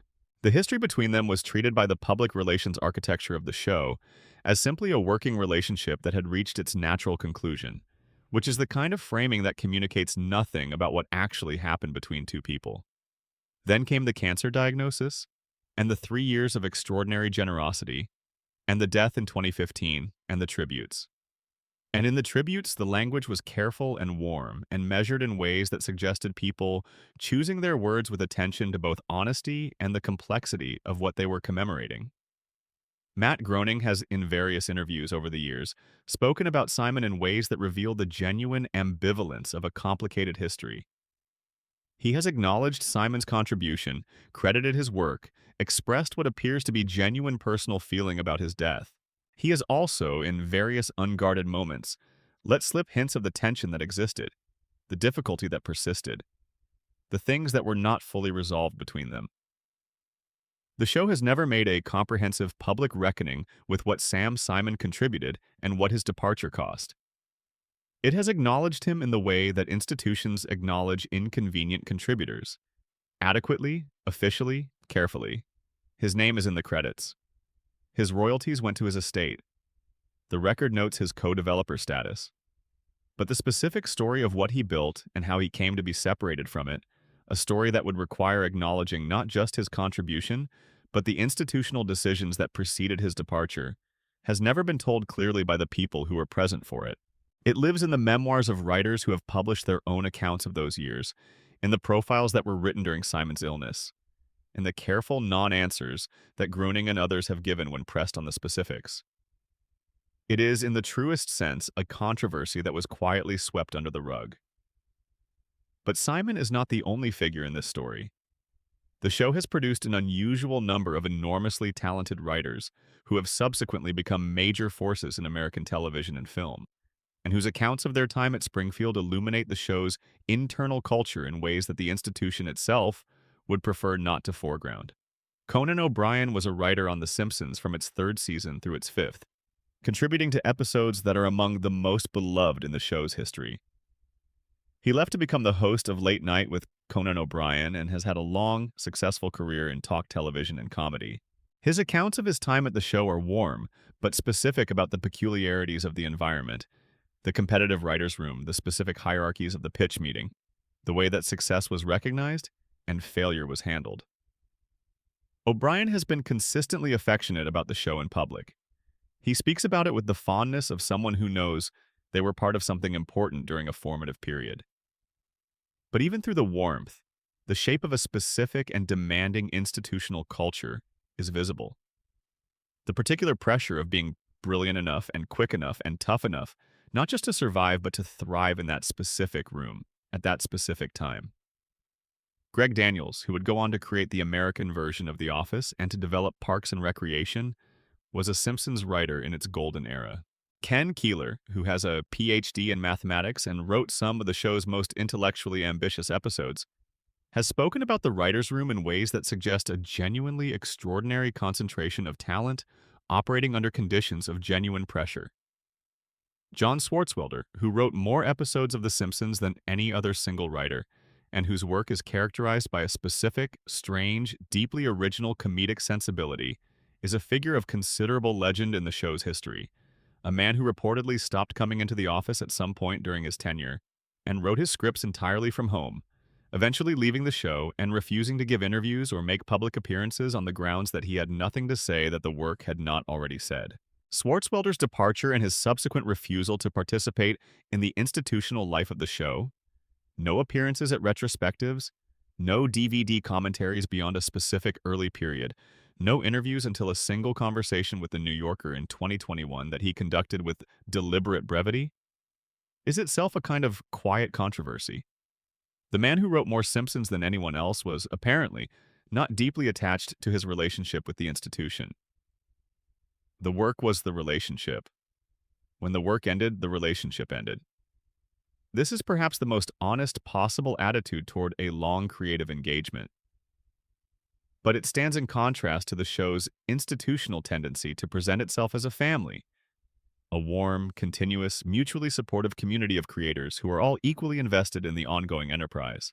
Swartzwelder's pointed absence from that community suggests a different reading of the experience, that what matters is the work, and that the institutional performance of community is something separate from, and sometimes at odds with, the actual creative work. There are other figures in this story, writers who left after disputes about credit or compensation that were never publicly acknowledged. Directors who found that the show's production culture was less collaborative than its public image suggested. Producers who navigated the specific complexities of working for a show that was simultaneously an artistic enterprise and a commercial juggernaut, and who found those two identities in conflict in ways that were difficult to resolve. The show has never told this internal story publicly. It has managed its institutional narrative carefully, presenting the face of a happy, creatively productive enterprise, while the more complicated reality existed below the surface, in the private conversations and the non-disclosure agreements and the specific phrasing of official statements that communicate through their careful vagueness exactly what they are refusing to say. What makes this a genuine controversy, rather than simply the ordinary complexity of any large, long-running institution, is the gap between the show's public values and its private practices. The Simpsons is a show that has spent 36 years satirizing institutional hypocrisy, corporate self-interest, and the gap between what powerful entities say they believe and what they actually do. It has made this critique with extraordinary wit and precision. It has applied it to nuclear power plants and political dynasties and media corporations and religious institutions and every other variety of powerful, self-interested human organization. It has not applied it to itself. Or rather, it has applied it to itself only in the form of jokes.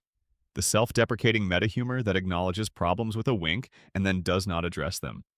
The machinery of institutional self-protection that operates at Fox and at The Simpsons production has been, if anything, more effective than the machinery it satirizes, because it has had the advantage of being managed by people who understand satire very well and therefore understand exactly how to diffuse it. The creators of The Simpsons have, in their management of the show's internal controversies, deployed the same strategies they put in the mouths of their fictional villains. They have responded to legitimate criticism with jokes. They have resolved uncomfortable situations through quiet settlements that close the public conversation. They have maintained the narrative of a healthy, creatively vital institution long after that narrative had become complicated to defend. This is not a moral condemnation. It is simply an observation. Large institutions protect themselves. Creative enterprises manage their public images. The people who build things often find, over time, that building a thing and being honestly accountable for everything that happened in the process of building it are two different activities, and that the institution has strong incentives to separate them. Springfield was built by people who were, in many cases, brilliant and difficult, and sometimes badly treated, and sometimes badly behaving, and sometimes both simultaneously. The town they built is extraordinary. The history of its building is complicated, and the institution that maintains it has, consistently, preferred to show you the town rather than the construction site. The night deepens around you. Let your mind drift a little. We are moving into the second half of our journey now, into the episodes that were pulled before or after broadcast for reasons that had nothing to do with contract disputes or representation debates, but with something more visceral. The specific horror of reality aligning too closely with fiction, and the moral questions that arise when entertainment and tragedy occupy the same moment. Section 9. The episodes that predicted tragedy and were pulled. The dark outside is very complete now.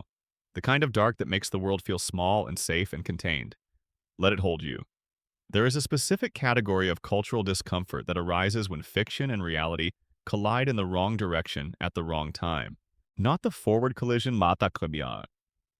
Not the show that predicts the future and is celebrated for it, but the backward one.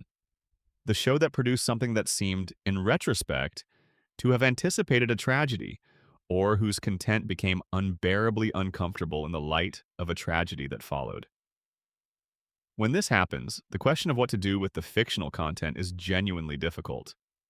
The answers that institutions arrive at are rarely fully satisfying, because there is no fully satisfying answer. You are choosing between honoring the integrity of the creative work and respecting the emotional reality of people who are grieving. The Simpsons has faced this collision on several occasions, and its responses have been instructive in what they reveal about the show's priorities when forced to choose between competing values. The earliest significant example involves not a tragedy of mass violence, but a personal one. And the way the show handled it was a rare instance of the production simply doing the right thing with very little deliberation required. When Phil Hartman was killed in May 1998, the show immediately and permanently retired his characters. There was no attempt to assess the commercial impact of removing Troy McClure and Lionel Hutz from the rotation. There was no period of deliberation during which the production weighed its options.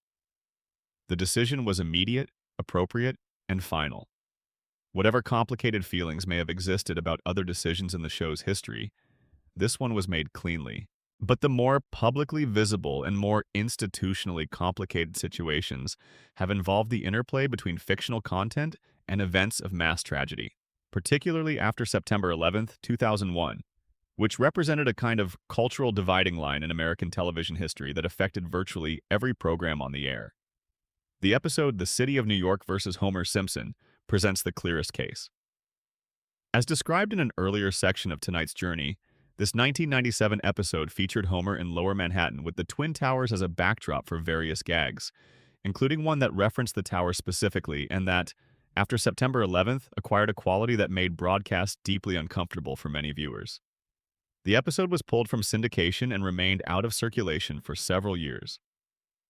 What makes the situation more interesting than the simple fact of its removal is the question of what the removal accomplished or communicated. The episode had been beloved. It was widely considered one of the stronger entries of the Season 9 run. Its removal was not experienced by all viewers as an act of sensitivity. Some experienced it as an erasure of a piece of cultural history, a pretense that the past had not contained the things it had contained. The Twin Towers were a real and central feature of the New York skyline for nearly 3 decades. Their presence in cultural artifacts from before 2001 is not something that can or should be removed from history, even in the interests of managing emotional discomfort. The decision to remove the episode, and then the eventual quiet return of the episode to circulation, was handled with the show's characteristic preference for institutional action without institutional explanation. There was no press release describing the criteria by which the decision had been made. There was no announcement when the episode returned. It simply disappeared for a time and then reappeared, and the gap in the schedule was not commented upon. In the years following 2001, other episodes that featured airplane crashes, explosions, or mass panic in ways that now carried uncomfortable resonances were quietly adjusted in their syndication schedules. This was not unique to The Simpsons. It was industry-wide practice in the immediate aftermath of the attacks. But The Simpsons cases are worth examining specifically because of the show's tendency to approach even its most serious cultural moments through the lens of comedy, and the question of whether comedic framing provides adequate protection when the events being referenced are genuinely horrifying. The show aired its first post-September 11th episode on November 11th, 2001, approximately 2 months after the attacks. The episode was one that had been in production before September 11th, but that was vetted carefully before broadcast to ensure it did not contain material that would be inappropriate in the current climate. The show had already removed or rescheduled several episodes from the season that were deemed too sensitive. The one that aired was chosen partly because it was relatively free of the kinds of content that had become suddenly uncomfortable. The experience of vetting the season in this way, of going through completed or nearly completed episodes, and asking, in light of what had just happened in the real world, whether this was appropriate to broadcast, was one that the producers found genuinely difficult. Not because they doubted the right decision to make in most cases, but because the exercise forced them to confront something they had not had to confront before. That the fictional world of Springfield, which they had always been able to treat as safely separate from the real world, had been rendered suddenly, painfully adjacent to it. This adjacency, the sense that comedy and tragedy can occupy the same space without sufficient distance between them, is something that long-running shows inevitably have to navigate, but The Simpsons had to navigate it in a particularly acute form because of its specific combination of cultural omnipresence and comedic darkness. The show had always been willing to make jokes about things that other shows treated with unambiguous gravity. In a context where gravity was suddenly everywhere, that willingness felt different. The question of how the show should respond to national tragedy produced genuine disagreement within the production. Some argued for a period of complete restraint, for simply not broadcasting new content while the country was in acute grief. Others argued that the show's best response to tragedy was to keep being itself, to provide the specific kind of comfort that comedy provides in difficult times, to maintain the normal rhythms of entertainment as an act of cultural resilience. These were both defensible positions, and the tension between them was never fully resolved. What the show ultimately did was a compromise. It modified what could be modified, removed what seemed impossible to broadcast, and continued with the season while being genuinely attentive to the emotional context in ways that it had never been required to be before. The results were imperfect because there are no perfect results in that kind of situation, but the production made a genuine effort, which was more than some institutions managed. The more recent of the significant pull or modify situations involves the episode featuring Michael Jackson, which we have already discussed in the section about buried episodes. But that situation is worth returning to here because it illustrates something specific about the collision between fictional content and evolving real-world understanding. A collision that is different in character from the September 11th situation because it is not instantaneous but gradual. The Jackson episode was produced in a specific cultural context. 1991, when Jackson was one of the most famous and beloved entertainers in the world, when the allegations that would eventually define much of the public conversation about him were either not yet made or not yet publicly known. The warmth of the episode, the genuine affection it expresses for the character Jackson plays, the sweetness of the story, was entirely appropriate in that context. By 2019, the context had changed in ways that made that warmth feel complicated. Not because the episode itself had changed, but because the understanding of who Jackson was and what he had allegedly done had changed. The episode was the same. The world in which it existed was different. This is a situation that has no fully satisfying resolution. You can remove the episode, as the production chose to do, and thereby respect the feelings of people who find its continued availability distressing. Or you can keep the episode in circulation, contextualize it as a product of its time, and accept that complicated cultural documents require complicated responses from audiences. Neither approach is entirely without cost. What the show's choice reveals, or confirms, is its consistent tendency, when faced with genuine moral complexity, to opt for removal over engagement. This is not unique to The Simpsons, it is standard institutional behavior. But for a show whose artistic identity has always been built on willingness to engage with uncomfortable material, the preference for removal over honest reckoning has a particular irony. There is one more situation in this category that has received less public attention than the Michael Jackson or September 11th cases, but that is, in some ways, the most philosophically interesting of the group. It involves an episode from the show's middle period that depicted, as part of a comedic plot, a scenario that bore an uncomfortable resemblance to a mass shooting that occurred some years after the episode aired. The episode had not been prescient, it had not predicted the shooting, it had simply, with the statistical inevitability of a show that has produced nearly 800 episodes over 3 decades, produced a scenario that bore surface-level resemblance to something terrible that happened in the real world.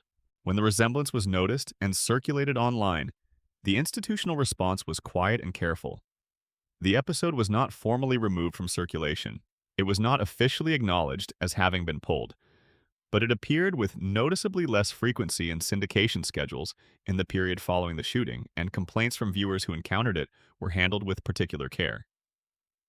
This middle path, neither formal removal nor explicit continuation, is perhaps the most honest of the available options, in that it acknowledges the difficulty without pretending to have resolved it.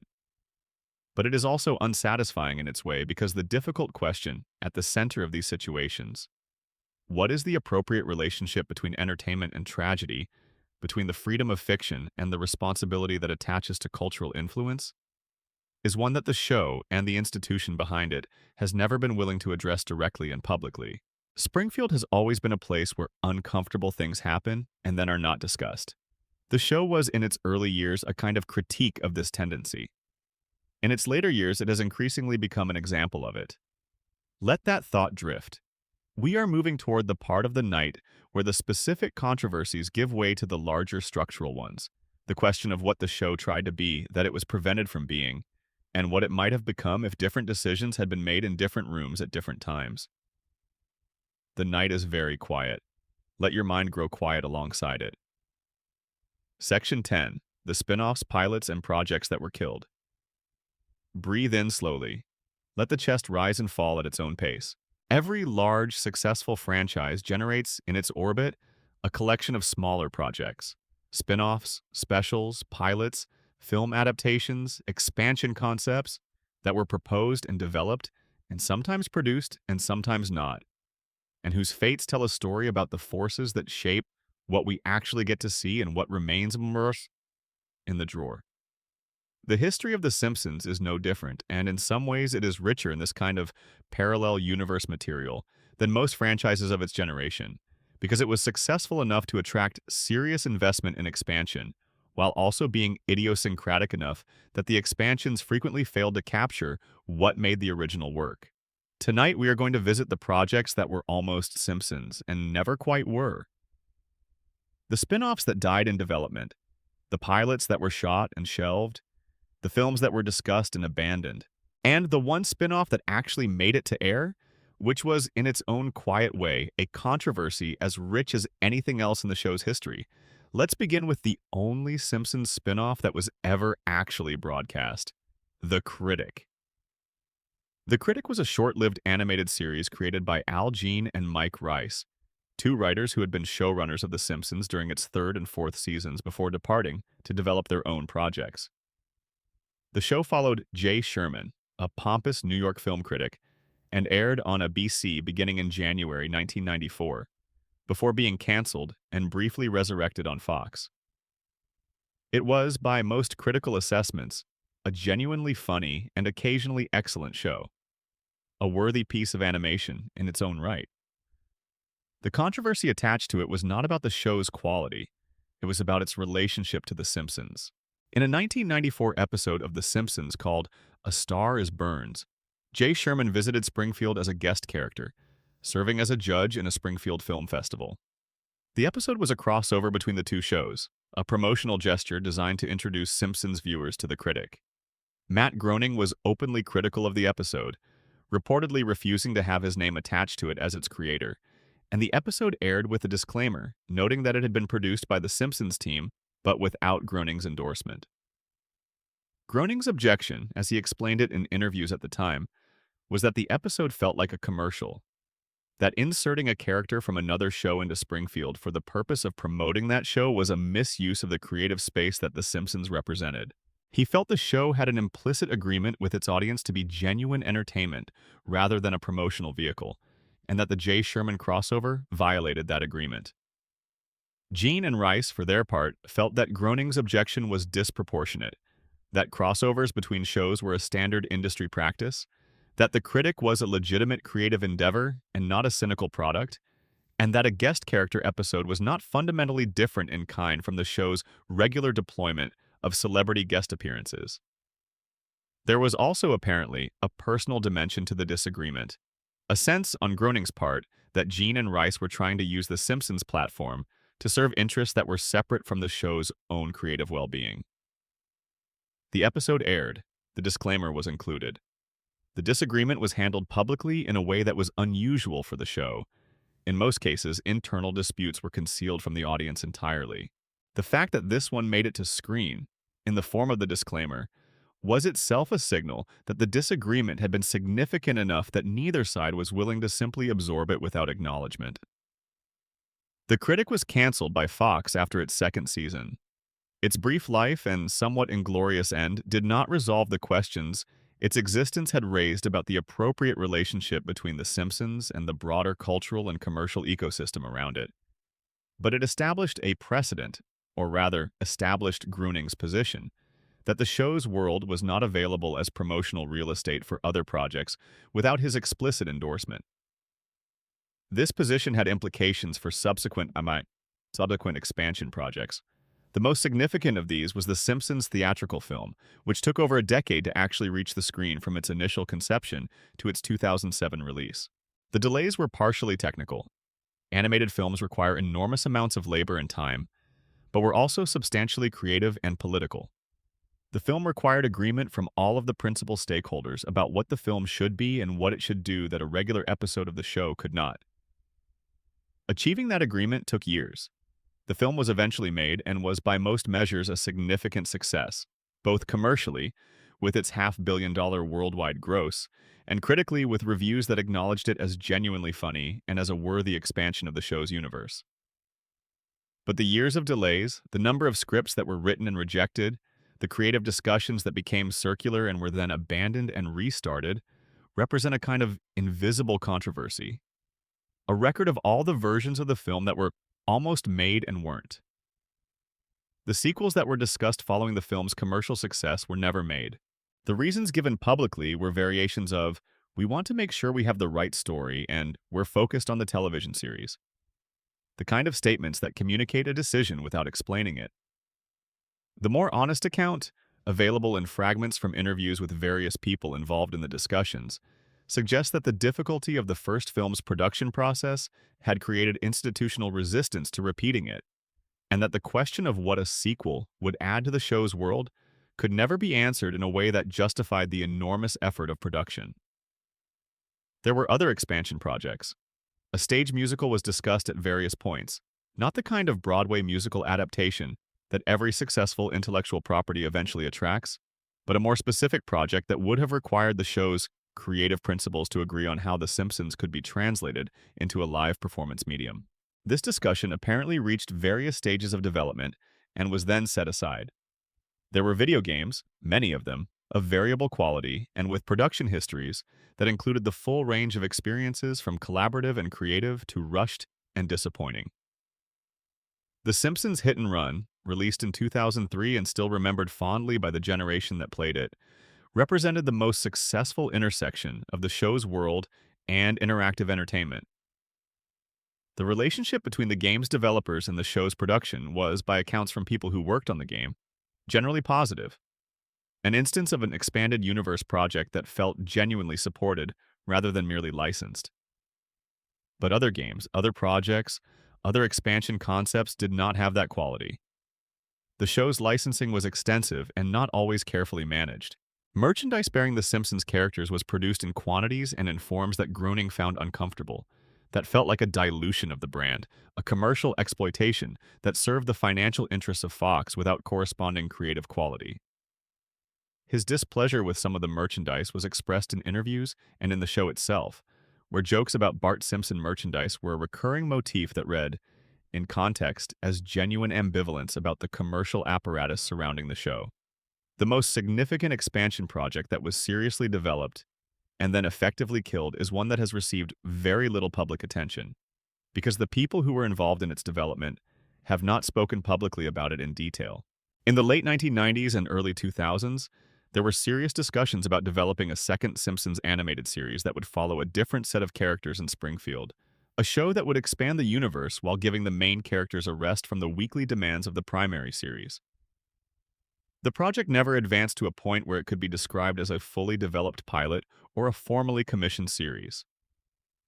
It existed at the level of conversations and preliminary creative work, and the kinds of internal meetings that leave traces in the memories of participants, but not in the official record. Why it was ultimately set aside is not entirely clear, whether the creative challenges proved insurmountable, or whether the institutional appetite for the complexity of managing two simultaneously operating Simpsons properties was insufficient, or whether the specific creative vision that would have made the project worthwhile never coalesced into something everyone could agree on. Its failure to exist is a kind of quiet fact, existing in the space between what The Simpsons is and what it might have been. Springfield has many residents who have never had their stories told. The secondary and tertiary characters of the show's world, people like Sideshow Bob, like Principal Skinner, like Moe and Barney and the rest of the tavern regulars, have inner lives that the primary series has glimpsed at and then retreated from. A show genuinely focused on those characters, made with the same creative ambition and craft that characterized the early seasons of the primary series, would have been something remarkable. It was not made. And the reasons it was not made are, ultimately, less interesting than the fact of its absence. The sense, when you sit with the show's world long enough, of lives half seen and stories half told, of a universe that is richer than any single series can fully contain. Springfield has always been larger than The Simpsons. That is part of its magic and part of its melancholy. The town is full of people the show has not gotten around to, and at this point in the show's history, probably will not. Let that thought go gently. There is something both sad and peaceful in it. The feeling of looking out a train window at a landscape you are passing through, knowing you will not stop, knowing the landscape continues beyond your frame of vision, feeling the fullness of the world you are moving through. The next section takes us into the relationship between the show and the network that broadcast it. A relationship that has been, for most of the show's history, one of the most productively contentious in American television, and whose tensions have shaped the show in ways that are visible in specific episodes and in the broader arc of the series. Fox wanted something specific from The Simpsons. The Simpsons wanted something different. The negotiation between those two desires has been running for 36 years, and it is not over yet. Section 11. The network battles Fox never wanted public. Let everything go a little softer. The pillow is exactly right. The dark is exactly deep enough. There is a particular irony at the center of The Simpsons' relationship with Fox that the show itself has noted, with varying degrees of subtlety, over its entire history. The show exists on Fox. It was made possible by Fox. It was championed by the executives at Fox who believed in it before it had proven itself. And for 36 years, The Simpsons has been one of the most sustained, most pointed, most gleeful satirical critics of the very network that airs it. Not just of the network, of the parent company, of the chairman, of the news division. Fox News, which launched in 1996 and which has been the subject of more Simpsons jokes than possibly any other single institution, including the nuclear power plant that the show uses as its central metaphor for institutional evil.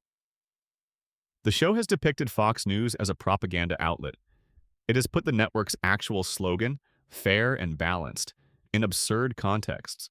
It has named the news division's tendencies explicitly and repeatedly in ways that would, if they appeared in any other context, constitute clear editorial positions. And Fox has, for most of this history, let it happen. This is one of the most genuinely surprising facts about American television. The question of why Fox allowed The Simpsons to satirize it so mercilessly and for so long is one that has been discussed extensively by media critics and industry observers, and the answers that have been offered are various and not entirely satisfying. The most practical answer is that The Simpsons was too valuable to Fox to risk damaging through heavy-handed content management. In its peak years, the show was generating hundreds of millions of dollars for the network in advertising revenue alone. Threatening to cancel or seriously compromise the show over its content would have been, commercially, an act of self-destruction. There is also a more interesting and more speculative answer, that the satirical content of The Simpsons functioned, in a paradoxical way, as a form of credibility maintenance for Fox. A network that allowed its most successful show to criticize it openly was, implicitly, a network confident enough in itself to absorb the criticism. The jokes were evidence of freedom, which was evidence of legitimacy. Fox could point to The Simpsons' satire as proof that it was not the controlling, ideologically rigid institution that critics alleged it to be. Whether or not this was a conscious strategy, it was an effective one.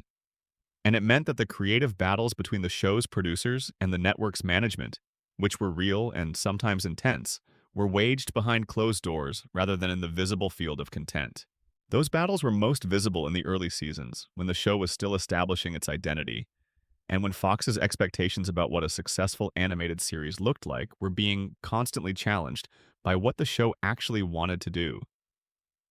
Fox's original vision for The Simpsons, shaped in part by the massive cultural impact of Bart Simpson's early image as a rebellious troublemaker, was of a show centered on Bart, on his irreverence and his provocations, on the comedy of a child refusing to conform to adult expectations. The show's actual creative direction was something else. As the first few seasons developed, it became increasingly clear that the show was not primarily about Bart. It was about Homer.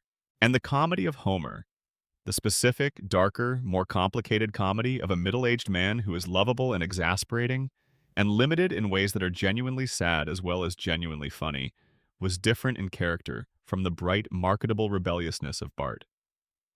Fox's concern about this shift was not kept entirely internal. There were notes from the network. There were suggestions that the show should lean more heavily into Bart's character. There were conversations about whether Homer's relative centrality was commercially optimal. The show's producers and writers resisted these suggestions with varying degrees of politeness, and the direction they had chosen prevailed, partly because the resulting episodes were so clearly excellent that the network's objections were difficult to sustain, and partly because the creative team had, by the mid-1990s, established enough institutional authority to push back effectively. The Bart versus Homer dynamic in the show's early network notes is the most visible instance of a broader pattern. Fox had certain ideas about what popular animated television should look like, and the show consistently refused to be fully constrained by those ideas. This resistance was the source of much of the show's best work. It was also, occasionally, the source of genuine conflict.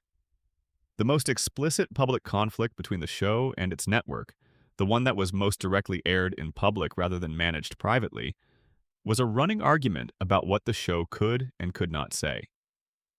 The Standards and Practices division of Fox was, by multiple accounts from writers who dealt with it, an entity with which relations ranged from cooperative to adversarial, depending on the specific content being reviewed and the specific people involved in the review.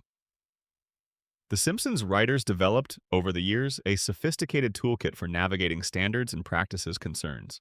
They learned which battles were worth fighting and which could be won through reframing rather than direct confrontation. They learned how to make a point in a way that technically complied with network guidelines while preserving the satirical intent of the original.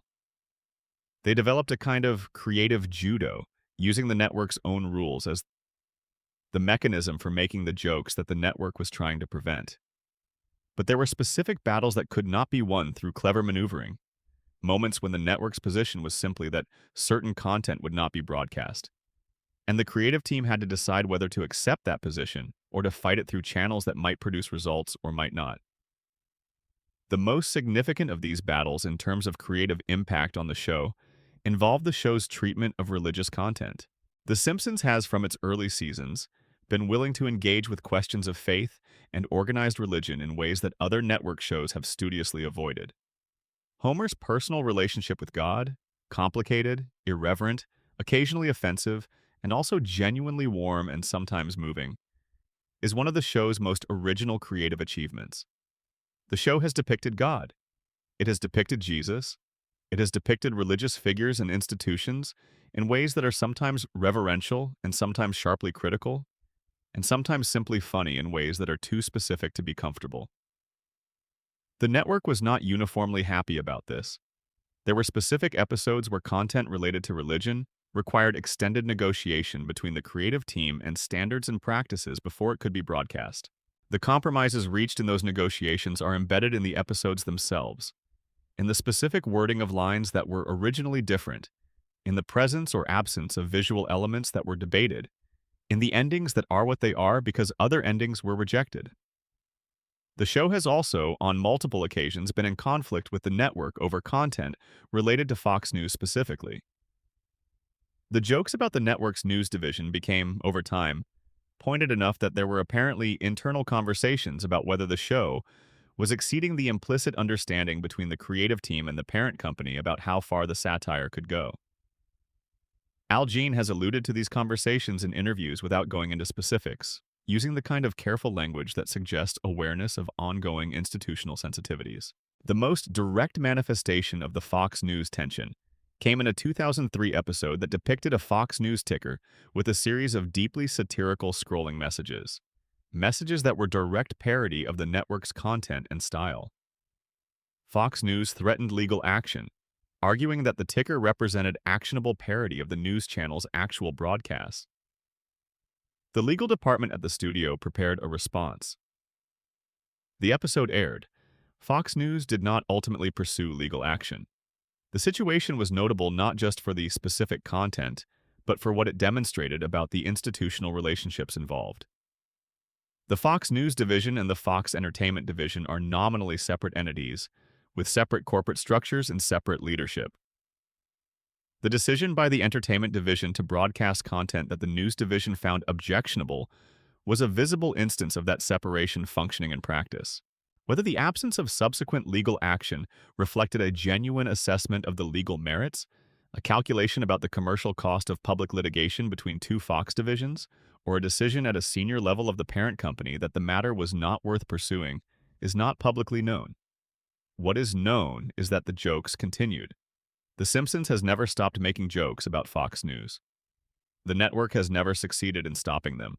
And the specific creative freedom that this represents, the ability of a show to criticize its own network, repeatedly and specifically for decades, remains one of the genuinely unusual features of the show's history. The Disney acquisition of Fox's entertainment assets in 2019 introduced a new dimension to this history. Disney, as a corporate entity, has its own culture around content management, its own relationships with its creative properties, its own institutional preferences about how its assets are represented. The question of whether Disney's ownership would change the creative environment for The Simpsons, whether the network battles would resume in a new form, or whether Disney's approach would be more or less permissive than Fox's, was one that the show's producers addressed publicly with carefully optimistic framing. Al Jean noted in interviews around the time of the acquisition that the terms of the deal included protections for the show's editorial independence. He expressed confidence that the creative approach of the series would not be substantially affected by the change in ownership. He was careful not to say anything that would suggest concern, which is itself the kind of statement that can be read in multiple ways.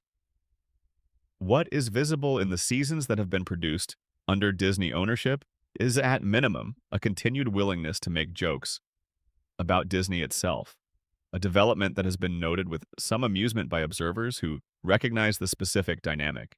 A show satirizing the corporation that now owns it is a very Simpsons situation. Whether the jokes are as sharp as they would be if the institutional relationship were less complicated is a question that reasonable people might answer differently. The network battles are ongoing. They have simply changed in character, as they always have, because the institutions involved have changed, and the people managing them have changed, and the cultural context in which the decisions are made has changed. The show continues. The satellite dish on the house at 742 Evergreen Terrace receives the signal, and the television in the living room flickers on, and the family watches. What they watch is the product of all of these negotiations, all of these battles won and lost, all of these compromises accepted and resisted, all of these pressures from above and around and inside the institution that makes the show. The version of The Simpsons that reaches the audience has been shaped at every level by forces that the audience does not see and is not meant to see. That is true of every television show. It is perhaps more interesting to know about in the case of a show that has spent 36 years insisting on transparency about institutional power, while exercising its own with the same combination of necessity and self-interest that characterizes all powerful institutions. The night is very late now. We are approaching the end of the journey. One more section remains, the one where all the threads come together, where the whole complicated history finds whatever resolution such things can find. Let your breathing become very regular. Let your thoughts become very slow. We are nearly there. Section 12, The Final Reckoning. Why Springfield Keeps Burying Its Own Truth.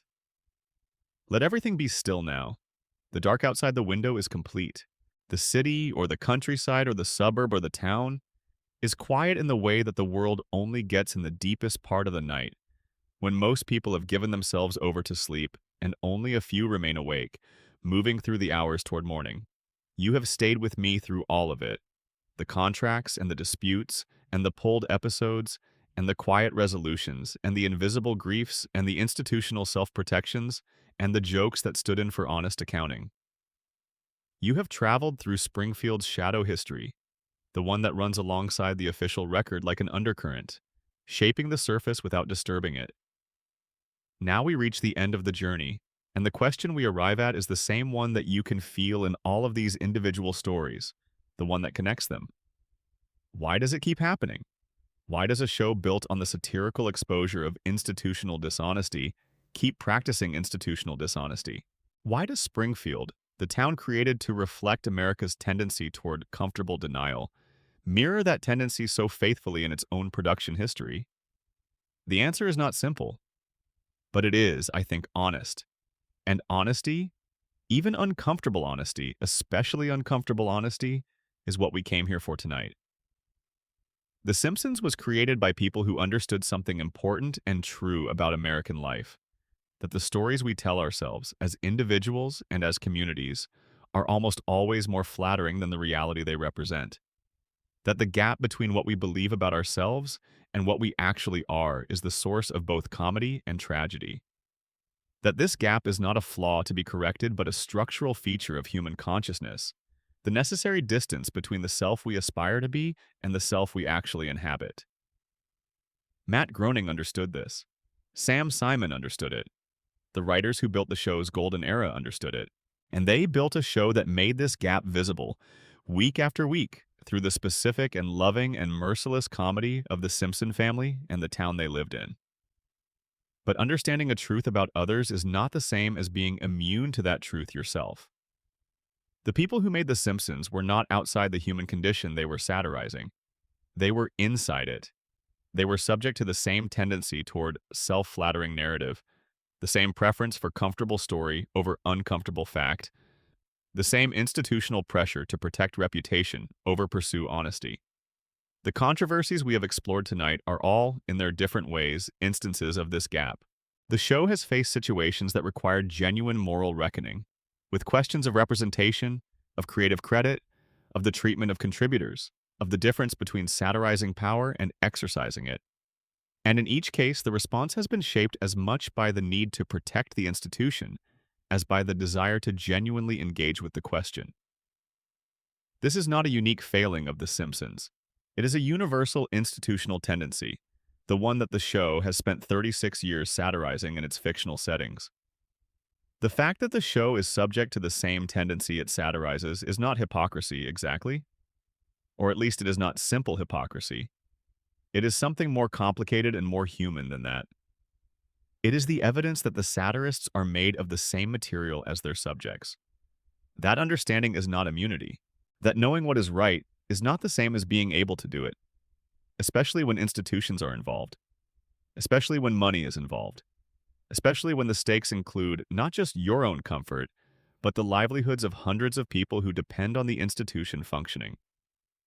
Springfield keeps burying its own truth because the truth is heavy, and the machinery of production is enormous, and the alternative to burying the truth is stopping the machinery, and stopping the machinery means hundreds of people out of work, means the end of something that millions of people find genuinely meaningful, means choosing honesty over the concrete good of continued employment and continued entertainment.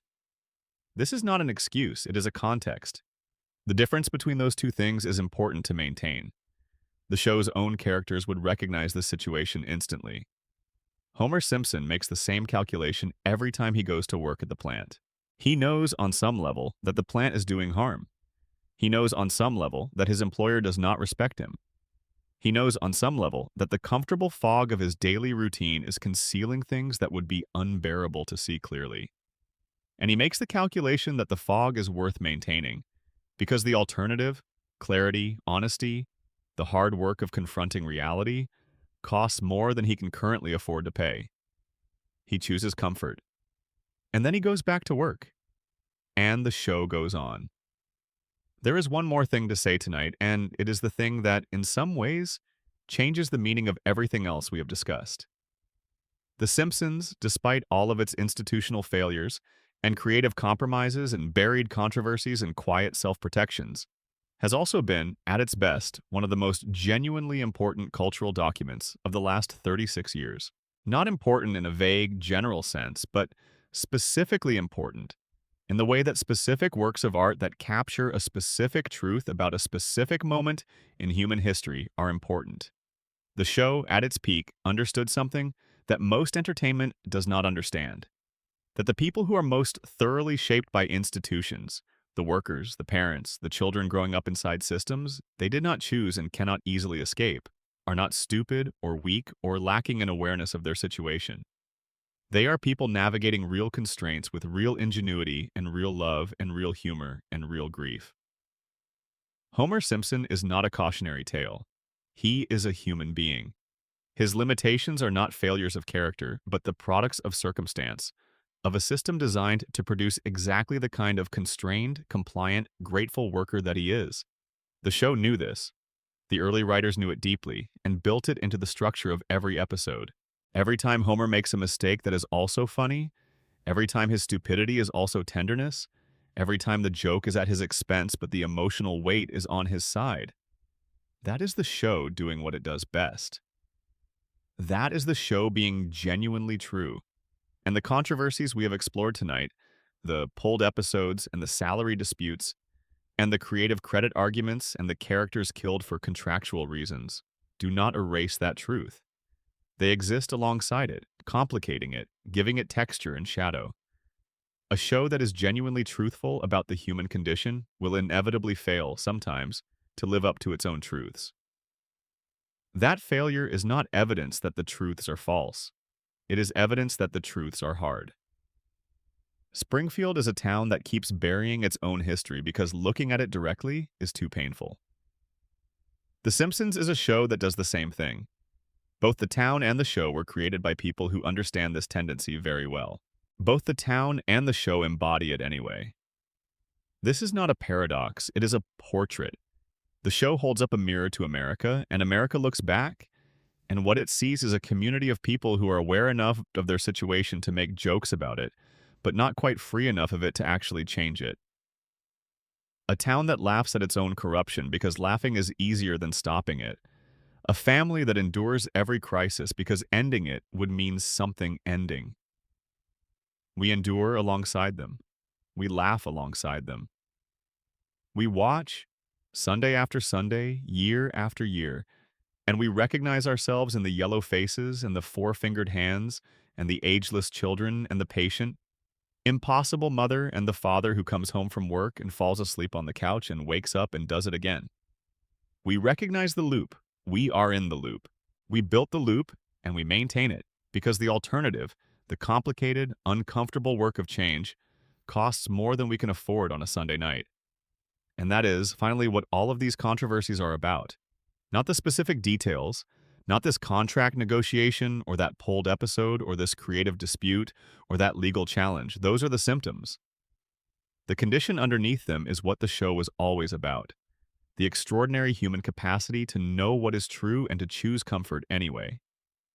The specific and forgivable and infuriating and deeply familiar tendency to protect the story we have been telling about ourselves rather than examine it. Springfield will keep burying its truths. The show will keep sweeping its controversies under the rug. And we will keep watching, because what else would we do? The family is on the couch. The credits are rolling. The music is familiar and warm. The children are still young. And somewhere in a nuclear power plant on the edge of a town that cannot be found on any map, a safety inspector is asleep at his workstation, dreaming of a world where everything is always fine, always familiar, always waiting for him when he opens his eyes. He has been dreaming for a very long time. We have been watching him dream, and the show goes on. Sleep well, wherever you are. Springfield will be here when you come back. It always is. That's the whole point. Expansion. Deeper into Springfield's history. A continuation. The night is long, and there is more to tell. On the show's early identity crisis.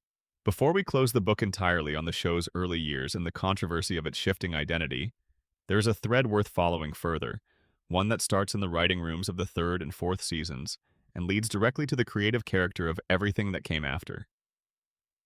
The Simpsons was not, in its first years, a show with a settled sense of what it was. This is easy to forget because the mythology of the show's early period is so thoroughly dominated by the narrative of the golden era.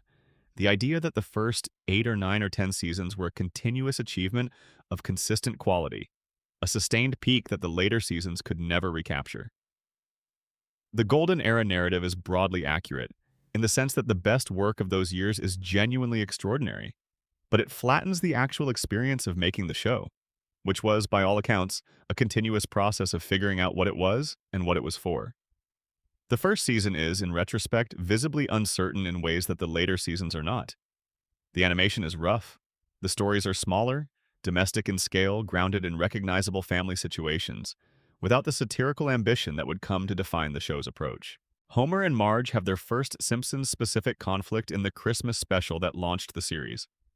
Homer has lost the family's Christmas savings, the dog they impulse adopt at the racetrack doesn't win the money back, and the family has a thin Christmas that is somehow also a warm one. It is a straightforward story, modestly told. It is good. It is not yet The Simpsons in the way the show would come to define itself. The tonal shift begins in the second season, accelerates in the third, and reaches something like full flower in the fourth and fifth. By that point, the show had developed its specific combination of satirical intelligence, emotional depth, precise comic craft, and the specific Springfield world building that would sustain it through its best years. It had learned how to be both funny and true simultaneously. It had found the register in which Homer's limitations were not just comic material, but the subject of genuine pathos. The sense that this man's specific and irreversible smallness was also something worth mourning, not just laughing at. The writers who produced this work were, by and large, remarkable people. The room during the Golden Era contained a concentration of literary and comedic intelligence that is genuinely unusual in television history. Multiple Harvard graduates, multiple people with advanced degrees in fields far removed from television writing. People who had read widely and thought carefully about the relationship between comedy and truth, about the specific craft of timing and structure, about how to make something feel both surprising and inevitable. And they were, many of them, working themselves to a kind of quiet exhaustion that was not publicly acknowledged. The demands of producing a weekly animated show are severe. The lead time between script completion and broadcast is long, but the process of achieving a completed script from an initial pitch is itself long and difficult. Stories die in development. Good jokes are found to not work in context and are cut. Episodes are rewritten multiple times. The pressure to maintain the standard that the show had set for itself was enormous, and the specific culture of the writer's room, which was, by multiple accounts, not a comfortable place to be for people whose pitches were found wanting, made that pressure more intense. People left. Some of them left because they had achieved what they came to achieve and wanted to move on to other projects. Some of them left because the environment had become unsustainable. Some of them left for reasons that were personal and complicated and not entirely about the show. The turnover in the writer's room, visible in the credits of successive seasons, in the changing names that appear alongside the episode titles, is a record of people who were part of something and then weren't, and whose departures each carried their own private story. The show's institutional response to this turnover was to hire replacements who were, individually, talented, but who came to the room without the specific accumulated context that the departing writers had possessed. The loss of context, the specific understanding of what the show had done before, of the precise parameters of its world, of the characters in all their complexity, was not something that could be compensated for simply by hiring talented people. Context is built over time, through the specific work of watching and rewatching and arguing about and caring about the same characters over years. When the people who had done that work left, they took the context with them. This is the human reality behind the narrative of creative decline that fans and critics have debated for decades. It is not that the writers who came later were less talented. It is that they were working with less accumulated understanding of a world that had been built by people who were no longer present. And the institutional knowledge that might have compensated for this, the explicit preservation of the show's internal logic, its tonal standards, its understanding of what the characters were, was never systematically maintained in a way that was transferable. The show's continuity errors, its tonal inconsistencies, its increasingly cartoonish approach to characters who had once been rendered with specificity and depth, these are all symptoms of this loss of accumulated context. They are the marks of a show that is still running, still producing, still performing the acts of comedy and storytelling that it was built to perform, but that is doing so with decreasing access to the specific understanding that made those acts meaningful. This is the most honest account of the show's creative history that can be given without access to the private conversations of the people who made it. It is not an account of laziness or cynicism or commercial compromise, though those elements were present. It is primarily an account of the difficulty of sustaining something over time. The specific challenges of institutional memory, of cultural inheritance, of the transmission of understanding across the personnel changes that a multi-decade enterprise inevitably produces. On Springfield's other invisible controversies, there are controversies that have never been discussed publicly, not because they were concealed, though some of them were, but because the people involved lacked the platform or the desire to make them public, and the institutional context provided no mechanism for them to surface. The animators of The Simpsons, for instance, have a history that receives almost no attention in the public record. The people who drew the show, who translated scripts into the specific visual language of Springfield, who gave the characters their physical life, who developed and maintained the aesthetic that has remained broadly consistent across 36 seasons, despite enormous changes in animation technology and production technique, have been a largely invisible workforce in the show's public narrative. Animation is traditionally undervalued in discussions of television creative work. The writers and the voice actors and the showrunners receive recognition. The animators are credited, but they are not discussed, not profiled, not invited to give interviews about their contributions. In the case of The Simpsons, this invisibility is particularly striking because the visual character of the show, the specific way it moves, the specific way its characters are drawn, the specific relationship between the flat, brightly colored foreground and the more detailed background, is as much a part of its identity as its writing or its performances. The production of the show was, in its early years, largely outsourced to studios in South Korea, as was common practice in American animation at the time. The animators who executed the scripts were working under significant time and budget pressure, producing work that the American production team would then review and revise. The relationship between the American production and the Korean animation studios involved the full range of dynamics that characterize any outsourcing relationship. Efficiency and cost savings on one side, communication difficulties and quality control challenges on the other. There were controversies, episodes that came back with animation that diverged significantly from what had been storyboarded, requiring extensive revision under time pressure. There were cultural misunderstandings that produced visual anomalies. There were instances of the production requesting work that the animation teams found technically impossible within the given schedule, and the resulting compromise being less than either side would have wanted.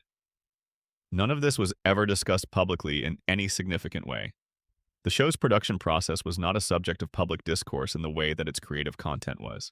The audience received the finished product and was not invited to think about the industrial process that produced it. This invisibility is itself a kind of controversy, though it is not one that has ever been named as such. It reflects the broader tendency of the entertainment industry to present its products as seamless creative achievements while concealing the specific labor, including the specific human beings performing that labor that goes into making them. The Simpsons has been, in its content, a consistent critic of the exploitation of workers and the invisibility of labor. In its production practices, it has participated in the same structures it criticizes. On the show's relationship with its own audience, there is one more dimension of the show's history that deserves extended attention tonight: its evolving relationship with the people who watch it. Because the audience of The Simpsons, particularly the devoted, attentive, analytically inclined audience that developed in the era of early internet discussion groups and fan sites, and eventually social media, has been a force in the show's history in ways that the show has never fully acknowledged. The early internet communities that grew up around The Simpsons in the 1990s were, in their own way, remarkable.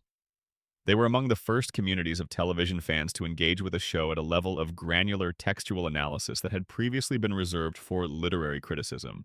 People were writing detailed episode analyses, cataloging jokes and references, identifying continuity errors, tracing the show's influences and allusions, doing the kind of careful, loving reading of a cultural text that takes its subject seriously as a work of art deserving serious attention.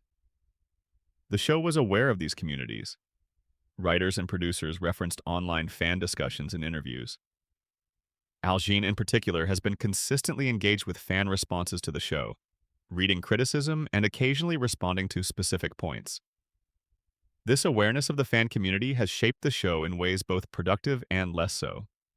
On the productive side, the awareness that a devoted and analytically sophisticated audience was watching closely encouraged the show to reward close attention.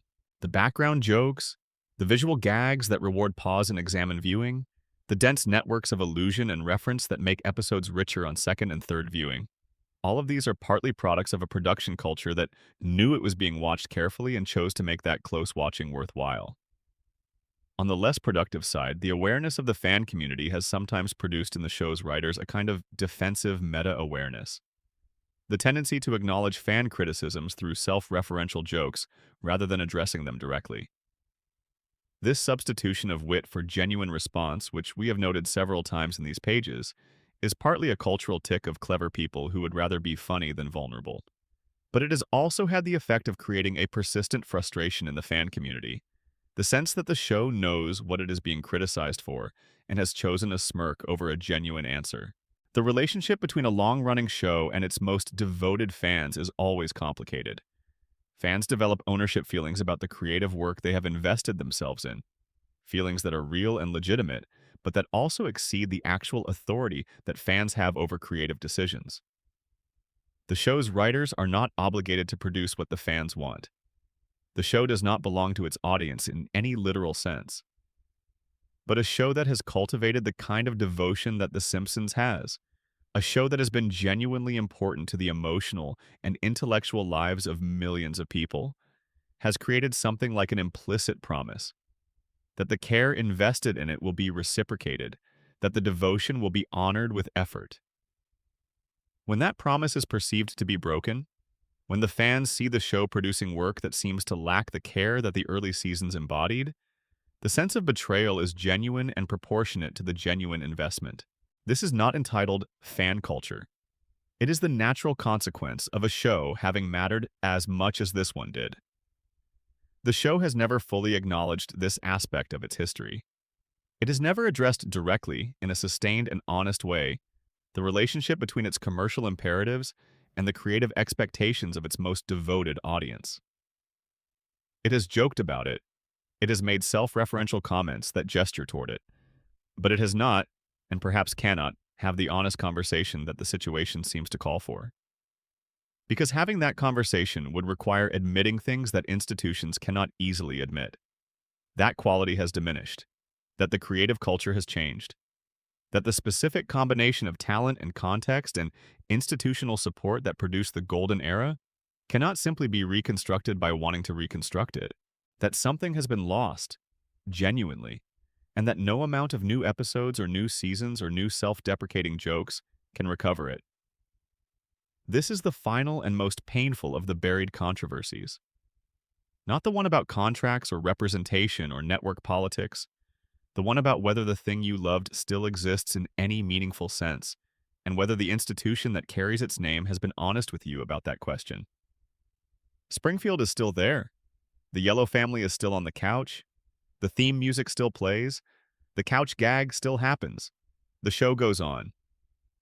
Whether what goes on is still The Simpsons, in the sense that the show's most devoted audience means when they use that phrase, that is the question that has been quietly swept under the rug for longer than any other, and whose continued non-answering may be the most consequential act of institutional avoidance in the show's entire history. But perhaps that is appropriate. Perhaps some questions are not meant to be answered, only held, carried through the years with the same mixture of love and frustration and grudging loyalty that the Simpson family brings to its own complicated history. Perhaps the best thing you can do with a question like that is exactly what we have done tonight. Sit with it in the dark, let it be what it is, and find, in the specific act of thinking about it carefully and honestly, something that feels, if not like resolution, then at least like understanding. The specific grammar of Springfield's forgetting. There is something worth understanding tonight about the specific mechanism by which Springfield, and by extension, The Simpsons, maintains its impossible stability. The town is regularly destroyed. Characters die and return. Catastrophic events leave no trace. The Springfield we see at the beginning of any given episode is identical to the Springfield we will see at the beginning of the next one, regardless of what happened in between. This has been discussed as a narrative convenience, as a feature of episodic storytelling, as the natural approach for a show that is primarily a comedy rather than a serialized drama. All of these explanations are true in the narrow sense, but they don't quite account for how deliberate and how thorough Springfield's amnesia is. The forgetting in The Simpsons is not passive. It is not simply the absence of continuity. It is active. The town rebuilds. The characters reset. The history is not merely absent, it is replaced. This active forgetting has been in the show's DNA since the very beginning. In the first season, Homer's job performance at the power plant, his consistent incompetence, his near-constant violations of basic safety protocols, his demonstrated inability to perform the functions his job requires, should by any logic have resulted in his termination many times over. It does not. Not because the show ignores his incompetence, it doesn't, it's the source of significant comedy, but because the institutional logic of the power plant, as the show constructs it, actively works to maintain Homer in his position. The system keeps him there. The system needs him there. The system benefits from having him there. This is, when you look at it directly, a genuinely dark observation about how certain institutions function, about how the maintenance of apparently incompetent personnel in critical roles can serve the interests of those at the top of the institutional hierarchy. A truly competent safety inspector would find the violations, would report them, would insist on corrections, would ultimately threaten the operation of the plant. Homer's incompetence is not a bug in the system. It is its most important feature. The show understood this from the beginning. It built it into the architecture of the show's central workplace comedy. And then, having understood it and built it in, it forgot about it in the active, institutional way that Springfield forgets things, not by losing the thread, but by maintaining the thread while refusing to follow it to its conclusion. Because the conclusion is not funny. The conclusion is that Homer's presence at the power plant, maintained by an employer who benefits from his incompetence, is an ongoing catastrophe for the people of Springfield. The radiation theory, which the show gestures toward repeatedly and never fully articulates, is the conclusion that the comedy has been pointing toward. The joke and the horror are the same thing. The show knows this, and it continues to make the joke. This grammar, the grammar of comic escalation that approaches catastrophe and then retreats without resolution, is Springfield's most distinctive literary characteristic. It is what makes the show something more than an animated sitcom and something less than the full confrontation with its own implications that it might, in other hands, have been. The show circles the drain of its own darkness without going in. It acknowledges what it knows without acting on the knowledge. It is, in this sense, the perfect artistic representation of the condition it describes. On Bart Simpson and the question of what he was for. If Homer is the show's emotional center, Bart is its cultural face. The image that most people, particularly people who were not regular viewers, associated with The Simpsons in its early years. Bart Simpson appeared on the covers of major magazines. His face was on billboards. His catchphrases entered the language with a speed and thoroughness that is still remarkable to consider. "Don't have a cow, man," was spoken by people who had never seen the show. "Eat my shorts" appeared on t-shirts in countries where the show had not yet aired. Bart was, briefly, the most famous cartoon character in the world. And the controversy attached to this fame was immediate and specific, and in some ways never fully resolved. The concern about Bart, expressed most vocally by educators and parents in the early 1990s, was that his character modeled behavior that was actively harmful to children. Bart was a bad student. He was disrespectful to teachers and authority figures. He celebrated his own underachievement. He was explicitly an underachiever and proud of it, a phrase that appeared on a t-shirt that the show produced, and that became, for the show's critics, a concentrated emblem of everything they found objectionable about it.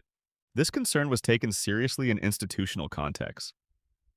School districts in various parts of the United States considered and in some cases implemented bans on Simpsons merchandise in schools.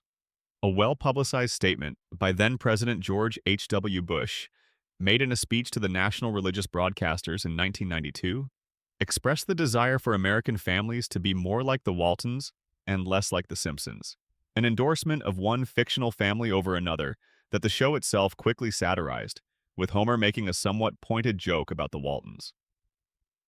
The show's response to this criticism was characteristically two-pronged. It acknowledged the criticism through self-referential humor, while quietly making a substantive argument through the content of its stories. The substantive argument was that Bart was not simply a bad influence. He was a child who had been failed by the institutions around him, by a school that valued compliance over genuine learning, by a family that struggled to give him the attention his intelligence and energy required, by a town that had no adequate framework for someone with his specific combination of gifts and frustrations. This argument was embedded in the stories rather than stated explicitly, which meant it was often invisible to the critics who had formed their view of the character from merchandise and catchphrases rather than from the actual episodes. The Bart of the early seasons. The one who, in a quiet moment, shows genuine tenderness toward a frog he has befriended, or whose loneliness at school is rendered with real specificity, or who performs acts of genuine moral courage in situations where the easier path would be to look away, is not the Bart of the t-shirts. He is more complicated, more sympathetic, more real. But the criticism stuck, at least partly because the show made it easy for the criticism to stick. By marketing Bart's rebelliousness so aggressively, by leading with the provocative surface rather than the complicated interior, the show invited a response that could not then be easily countered by pointing to the more subtle elements of the characterization. The merchandise said, underachiever and proud of it. The show tried to say something more. The merchandise was louder. This tension between the show as cultural artifact, as the merchandise and the catchphrases and the ubiquitous image, and the show as creative work, as the specific stories told in specific episodes with specific emotional and moral complexity, is one that has persisted throughout its history. It is perhaps inherent to any cultural phenomenon that achieves sufficient scale. When a creative work becomes large enough, its surface becomes detached from its substance. People respond to the image. The image is simplified.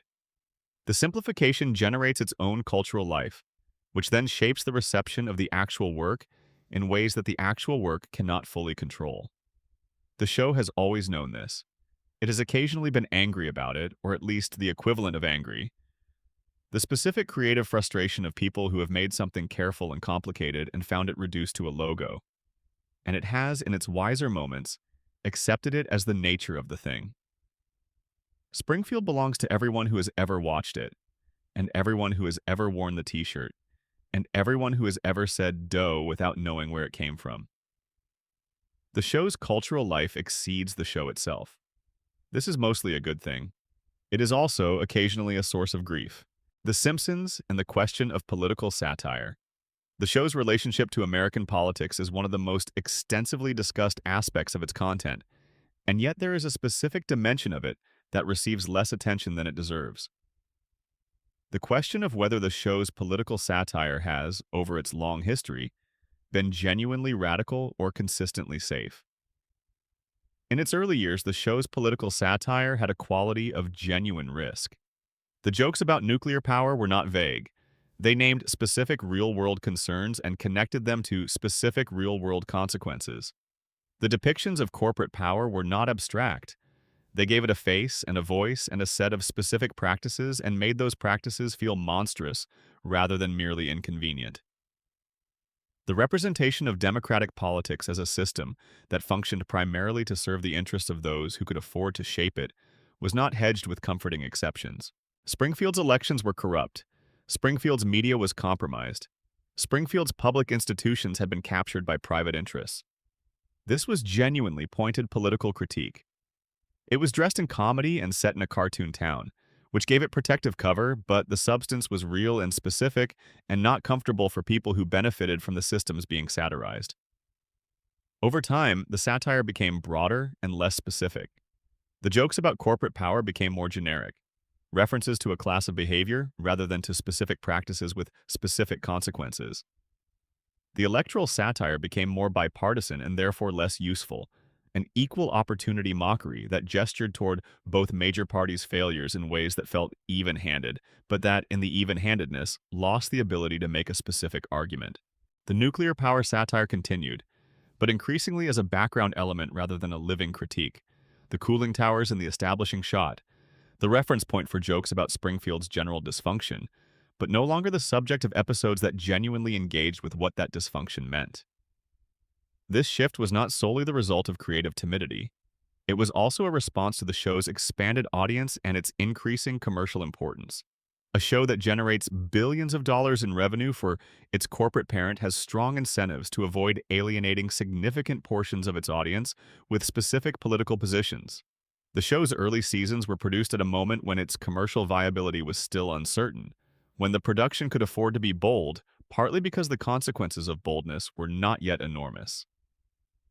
By the mid-1990s, the consequences were enormous, and the boldness became gradually more managed.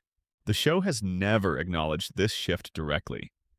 In interviews, its creators and producers have consistently maintained that the show's political commitments have been consistent throughout its history, that it has always been willing to say what needed to be said, has always been willing to criticize power, regardless of who holds it. These claims are not entirely without foundation. The show has continued to make specific, pointed criticisms of specific, powerful entities throughout its history, including its own corporate parent. But the overall trajectory of the political satire, from specific and risky toward general and safe, is visible in the content, and the specific mechanisms by which that trajectory was shaped are among the things that the show's institutional narrative prefers not to examine too closely. The most honest statement about The Simpsons' political character is probably this.